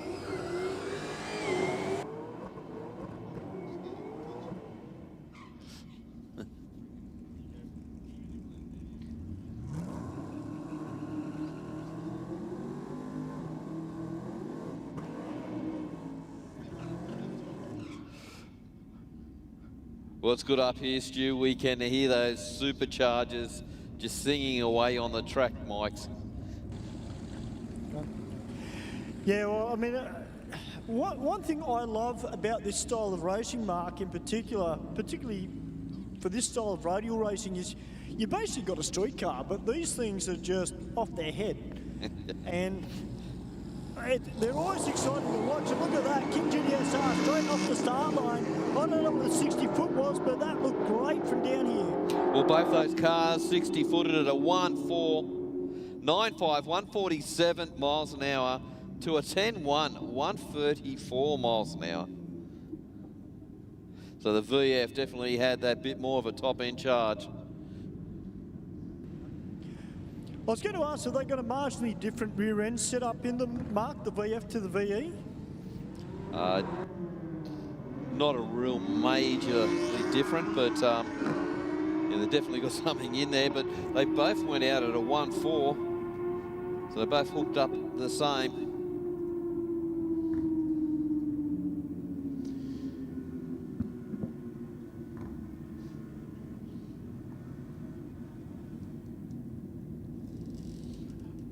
Yeah, I'd definitely like to know what they do to the rear ends in those things, Steve, because they just, there's no squat or no nothing in them. They just hook and go.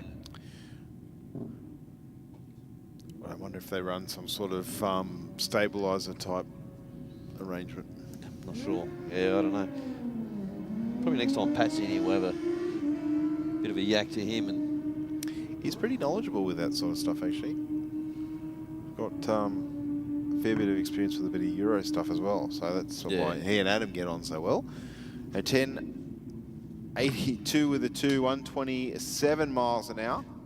And 20.6 at 57 miles an hour. Yeah, I think Pat's had a fair bit of playing around too with his car, setting the rear end up in it.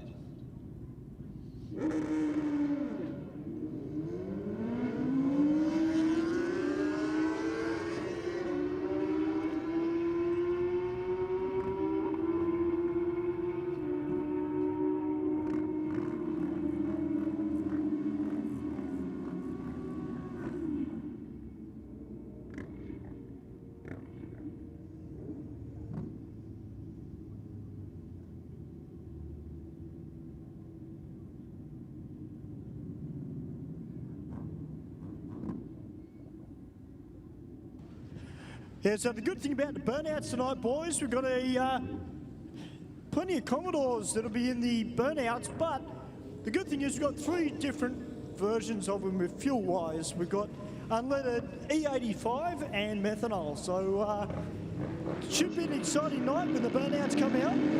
If you are watching from around the world via YouTube or Facebook, guys, you don't want to leave. You want to stay glued to your screens, because we're going to have some fun a little bit later. It's great to see a whole heap of riders here tonight. We just had a young lady go down on her bike in the Rocket Lane. It's great to see more ladies coming out and having a crack over the quarter mile. That's what we like to see. There are a lot of good female drivers as well in the modified ranks, which Steve is very fortunate to call. Some of them you don't want to verse in a racing situation because they are super quick on the lights. Right, the little Honda 125. Got a skinny tyre on it. Oh, that's all right. Just stalled it, that's no big deal. That's motorsport.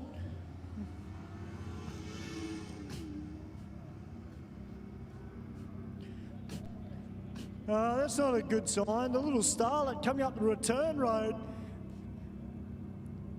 I hope he didn't blow the turbo with the thing. Hopefully it's not too bad. We'll see him back. But plenty of skids in that car.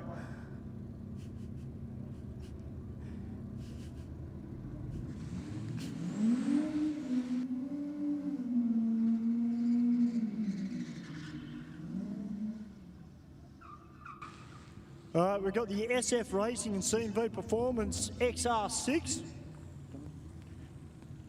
up against the FG. Great to see Con and Vic and having their business name on cars here at Aeroflow Race4Real. Of course, I have done an interview with Con and Vic before, and as Con and Vic say, they don't build cars just for show, they build them to race. Yeah, and they do a good job of it, don't they? Yeah, they sure do, mate. They do a fantastic job. Next up, we're going to have the 2 Toyotas going head-to-head. Well, 11.3, 126 miles an hour to a 14.6 at 94 miles an hour.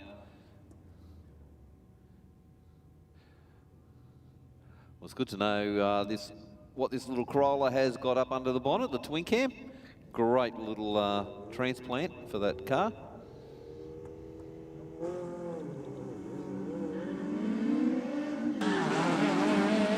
Well, it's on the MR2. That looked good out of the hole, but the little Corolla is chasing him down. The MR2 gets there, 14.53 to 15.0. Do you have to do that while I'm commentating? Thanks. I'll get you back for that later. Oh, dear. What a night we got here at Sydney Dragway, and I'll tell you what, if tonight's anything to go by, Mark and Steve, then these warmer months coming up, we're going to have plenty more cars and bikes making their way out onto our drag strip, and plenty more families coming out and supporting the racing and watching the Burnouts.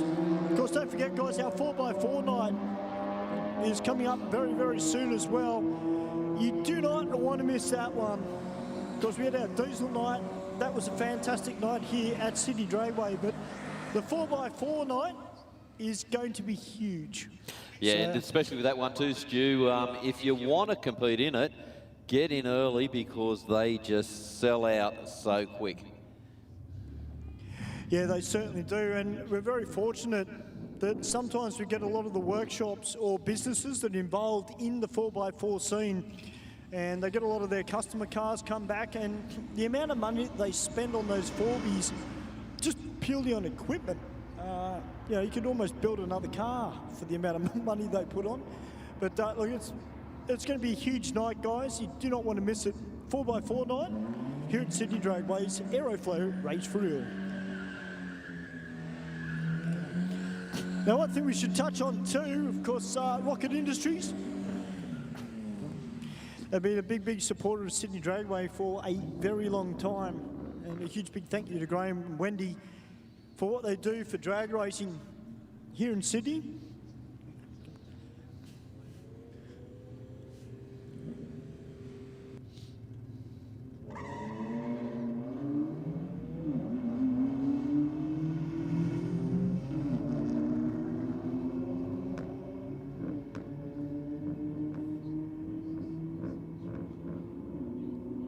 Well, Ute got his nose out in front and hangs on to it.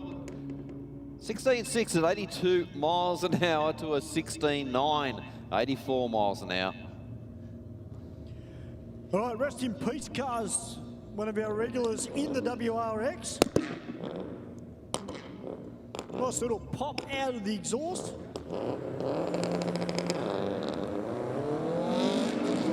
Just bounces around off the start line, a little bit of kangaroo hop. Yeah, this car has been going great tonight, doing some really good times. 12.1, 111 miles an hour to a 14.3 at 95 miles an hour.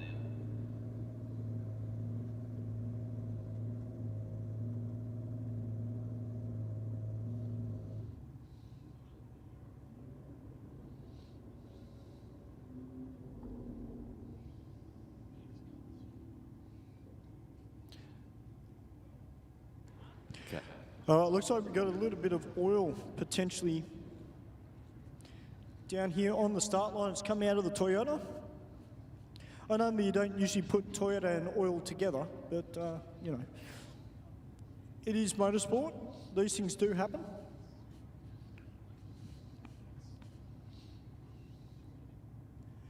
So just while we got this break, we must thank a lot of our other sponsors here at Sydney Dragway. Of course, Go Logistics. They've been a big part of the New South Wales State Championship Series for a very, very long time. And if you do need anything for your business couriered around Sydney, make sure you do get in touch with Go Logistics as well. Of course, Atlantic Oils, they've been with us for a very, very long time as well. Platinum Powder Coating, of course, they are no strangers to the drag racing community. They do a great job. So if you need any powder coating done, guys, make sure you get in touch with them. Of course, Power Plus Racing Fuels, New South Wales. They supply a lot of the fuel to a lot of our New South Wales State Championship races and bracket races. And I know that Martin and Alan They take a lot of pride in their products. Now, also, guys, if you have got a car and you're thinking to yourself, well, you know what, I want to clean it up a little bit. So, of course, we all focus on the outside of our car, the bit that most people see, but a lot of people don't think about the underside of a car. And if you want to get your car cleaned underneath, get in touch with Cryoblasting out at St. Mary's. They do a great job. I was actually at their workshop last week and just to see what they do. And it is all cleaned, your car is cleaned by dry ice. So they've got little dry ice pellets that they shoot up underneath it, and it cleans off all the gunk underneath your car. And if it's good enough for a Y62 Patrol, then it is good for your car as well. So that's Cryoblasting, which are out at St. Mary's. You can see their page on Facebook. And of course, Countryside Realty, they're a relatively new sponsor last year, and the Countryside Property Group have come back on board this year to come back and support the track, and they are racers themselves. So we do thank them for their continued support of drag racing here in New South Wales.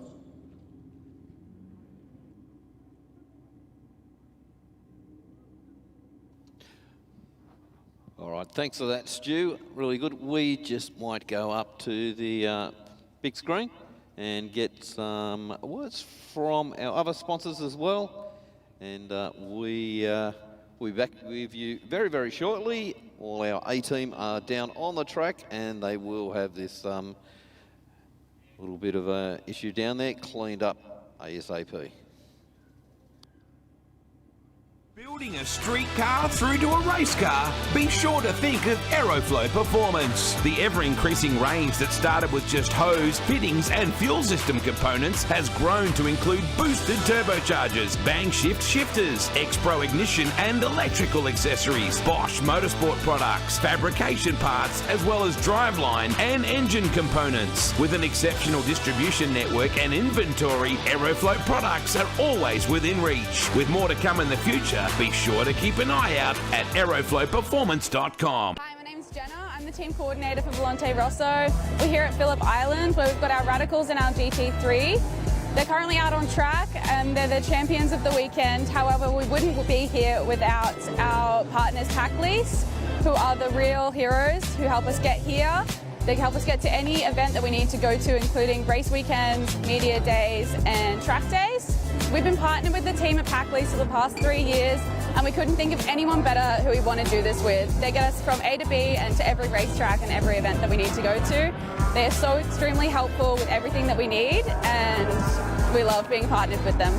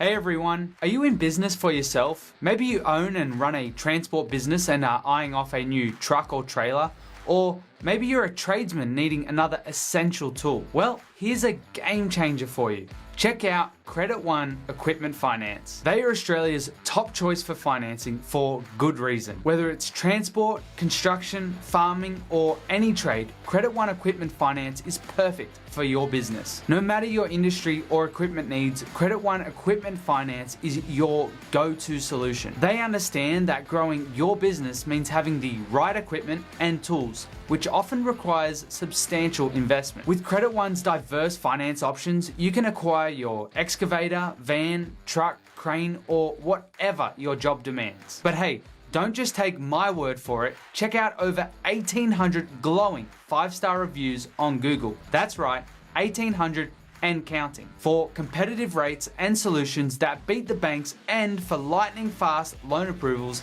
visit www.creditoneequipmentfinance.com.au or click the link in the video description below. Empower your business today with Credit One Equipment Finance.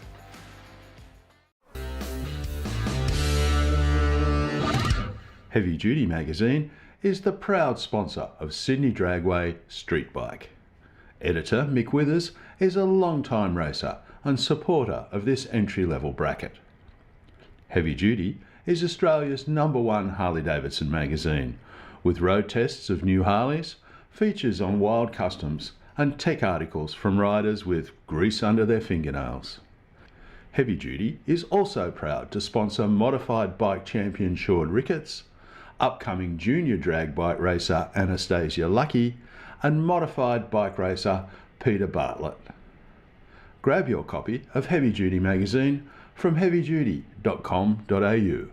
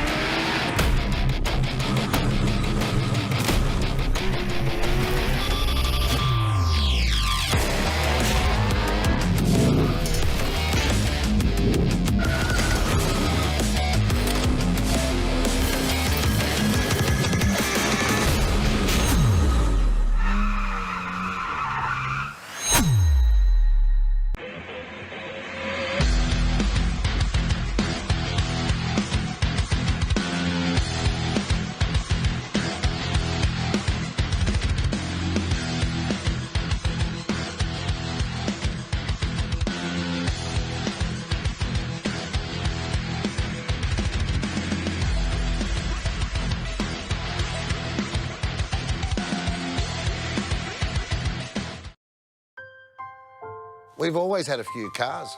They're all special. The T-Bird. Oh, that's mine. The Combi for when we want to get away.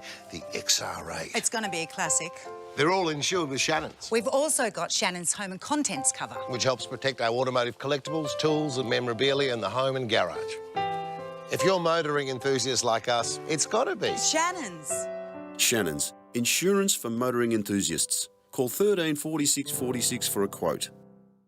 Simpson Race Products Australia offers the widest range of safety gear, including helmets, Simpson hybrids, boots, driving suits, gloves, harnesses, underwear, accessories, and much more. Whether you're on the drag strip, circuit, or off-road, Simpson Race Products Australia has all the gear to keep you protected. Built to protect every race, every track, every lap. Simpson Racing Products Australia. For more information or to get some of the best safety equipment in Australia, send an email to sales@simpsonraceproducts.com.au or contact them directly on 0407 108 103 or 02 9545 6662. Going to move into Burnouts. And we have got a great array of vehicles that's going to come through. Exactly right there, Mark. Of course, we have the PP Mod car, the Gembad car, the Lola car as well, and Mr. Sendy, and Onda Sly, and Fry Me as well. So, Yep. And of course, we have the dialed car down there, of course, which is Sammy Joe, I'm assuming. Yeah. As I said, we're going to be having a gender reveal with Sammy. This is going to be a new experience for her and certainly for the dialed team. There is a coloured set of tyres on the back of that car. Not even the driver knows what colour the smoke will burn. So before we can commence the burnouts, it looks like most of our spectators in the grandstand are well trained in this request, in that we're all sitting behind the blue row of seating. Of course, that is for your safety. We need to move everybody back behind that row of seating before we can send the first car. As you can see, the car's coming up the return road now. We're all but ready. So we're seeing some pretty cool posts in social media about tonight. So definitely looking forward to what will unfold. We've also, Stu. we've also got Brett Stutchby there too, Mark. Sorry, Steve. Yes, I did see Brett roll out there as well, so that's certainly going to be interesting. We know that is one very, very fast race car down the quarter mile here. Will be a different experience for him, I dare say, on the burnout pad as well. Yeah, especially being the car set up for drag racing and it's set up for traction. Yes. So you'd be interested to see how it goes. But it's got the horsepower, doesn't it? Yeah, well, it's got plenty of horsepower, we know that. But let's just hope that it doesn't hook up on all that rubber on the burnout pad and end up where it shouldn't. But I guess we'll soon find out, won't we? Will indeed. We certainly will. Hey, I got Brian next to me, Sammy's partner. Is Sammy a bit nervous? Oh, just a little bit, but she'll be right. I'll tell you what, it's great to see something a little bit different. Drag cars on the burnout pad. Now, we've seen dedicated burnout cars like Ben Bray's car and a few others, Steve, but at the Super Street level, we don't generally get to see this, so this is pretty cool. Yeah, definitely, and I think a new experience for some of the competitors down there. Hopefully they've had the opportunity to have a bit of a chat. If they were unsure about a few things, have a bit of a chat to some of the more seasoned burnout competitors, much like it would probably be the other way around if they decided to have a crack at competition drag racing. But I'm sure that Sammy will be fine. The butterflies will soon disappear as soon as those the throttle's wide open. Absolutely. I'm guessing. Well, I'll tell you what, Sammy Jo, I don't know if she can hear the crowd, but she can certainly see you guys go a little bit crazy. Are you guys ready to see Sammy Jo rip it up on the burnout pad?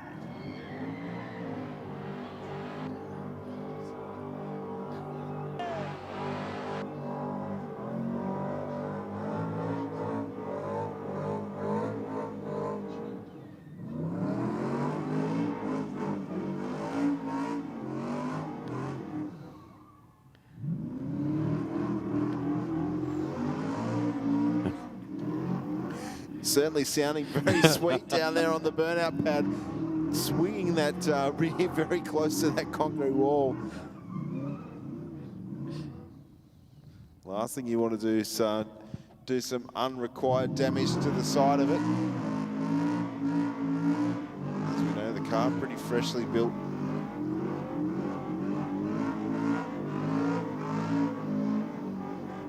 I think so, yes, you're right, Adam. See Sammy Jo's partner down there on the wall. Just waving her on. Giving her more and more encouragement. She's got fantastic throttle.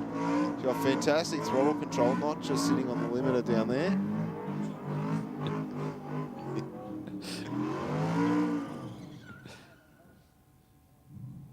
Well, it's just disappeared in a massive cloud. City, put your hands together for Sammy Jo, dialed in racing. Hey, Montana, how was that? That was awesome. Congratulations to both of you. A little baby boy on the way. Yeah. Thank you. Thank you. No worries. Well, don't go anywhere yet because we've got the boss man coming out now from Dialed In Racing, the man that runs the show, Brett Stutchbury. Of course, the engine work done by PSC Racing. Mark Duskalakis, who helps him out a lot with this car. Running on E85.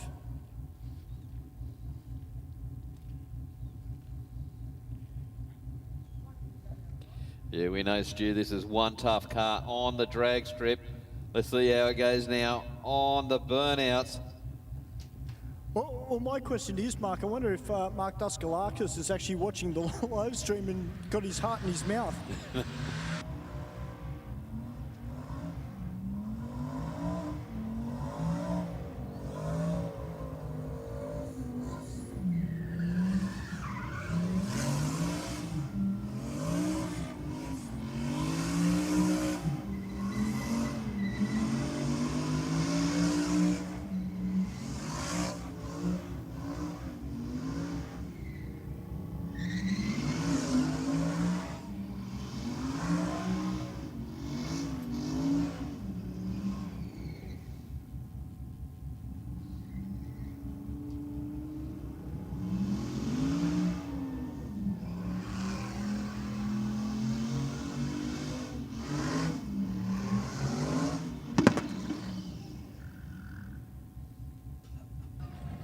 Oh, it's been a little while since Brett's been on the Burnout pad, but ladies and gentlemen, put your hands together. Dialed in racing Brett Stutchbury to bring the drag car out onto the Burnout pad.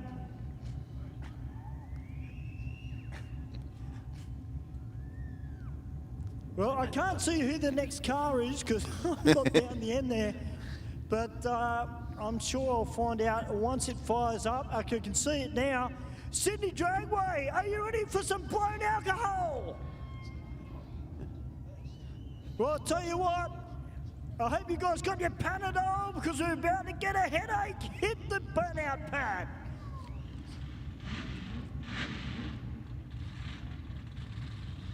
We're at that time of the night where the smoke just lingers in the air. Does indeed.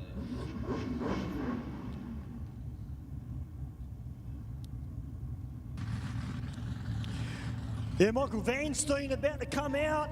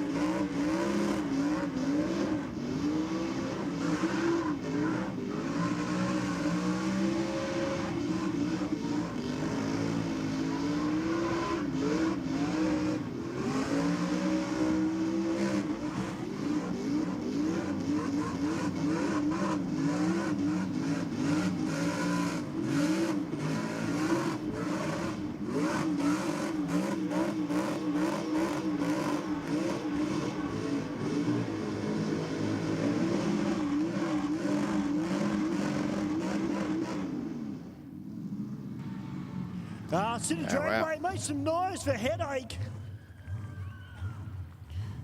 There's nothing like the sound of a blown alcohol motor, no matter if it's on the drag strip or if it's on the Burnout pad. Next up on the pad, we're going to have another Commodore come out. It's Justin Lawrence in Frimey.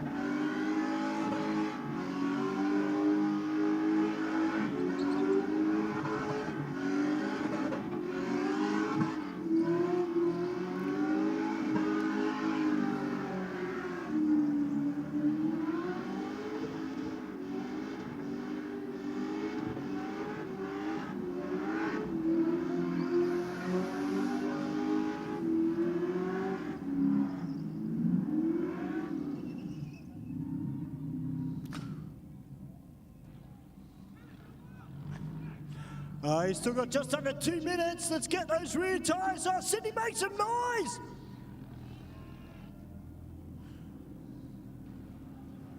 Well, I think the radiator or cooling system's let go there. There's definitely some fluid there, and there was a fair bit of steam coming out from under the bonnet there. Fair enough. Sydney Dragway, we've got a crowd favourite coming out. Can I get a Lola chant going on? Lola, Lola, Lola. Here we go. Christian Webb.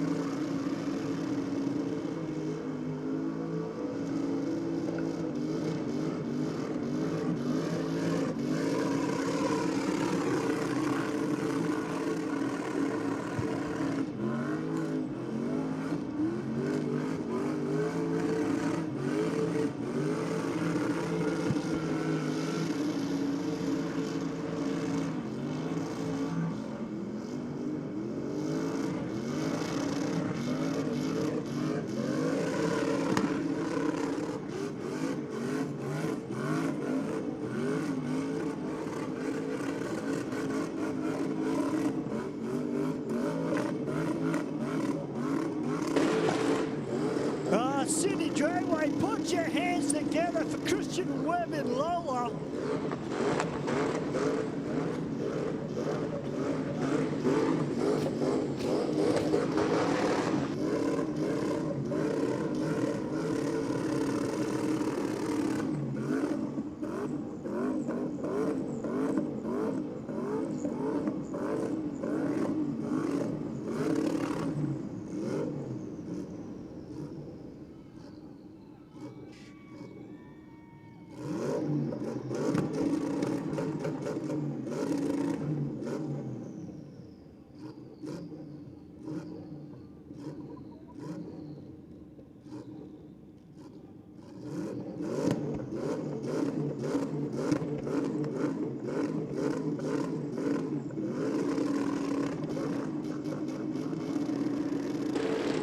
Going down the second of our Pro Burnout cars, put on a show. All right, the next man's going to hit the pad. He's got burnouts in his veins, this gentleman. Cannot wait to see what he's got for us. We've got Gembad coming out next. The little V8 Ford Falcon.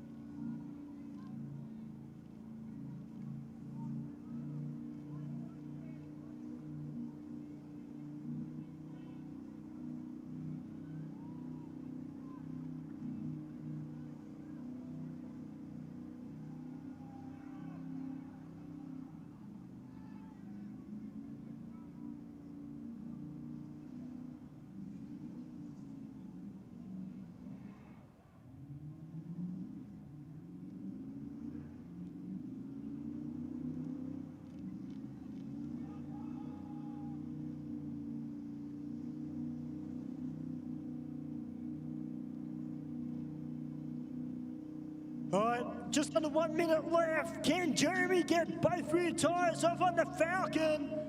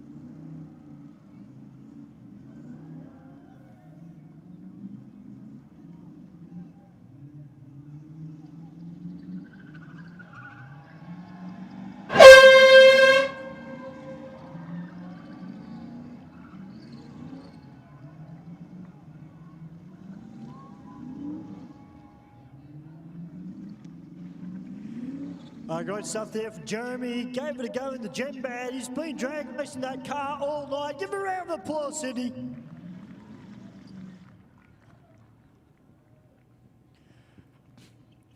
All right. This man that is coming up on the pad next doesn't need a lot of explanation. He's probably one of the craziest Falcon Ute drivers in the street class that we have here in Sydney.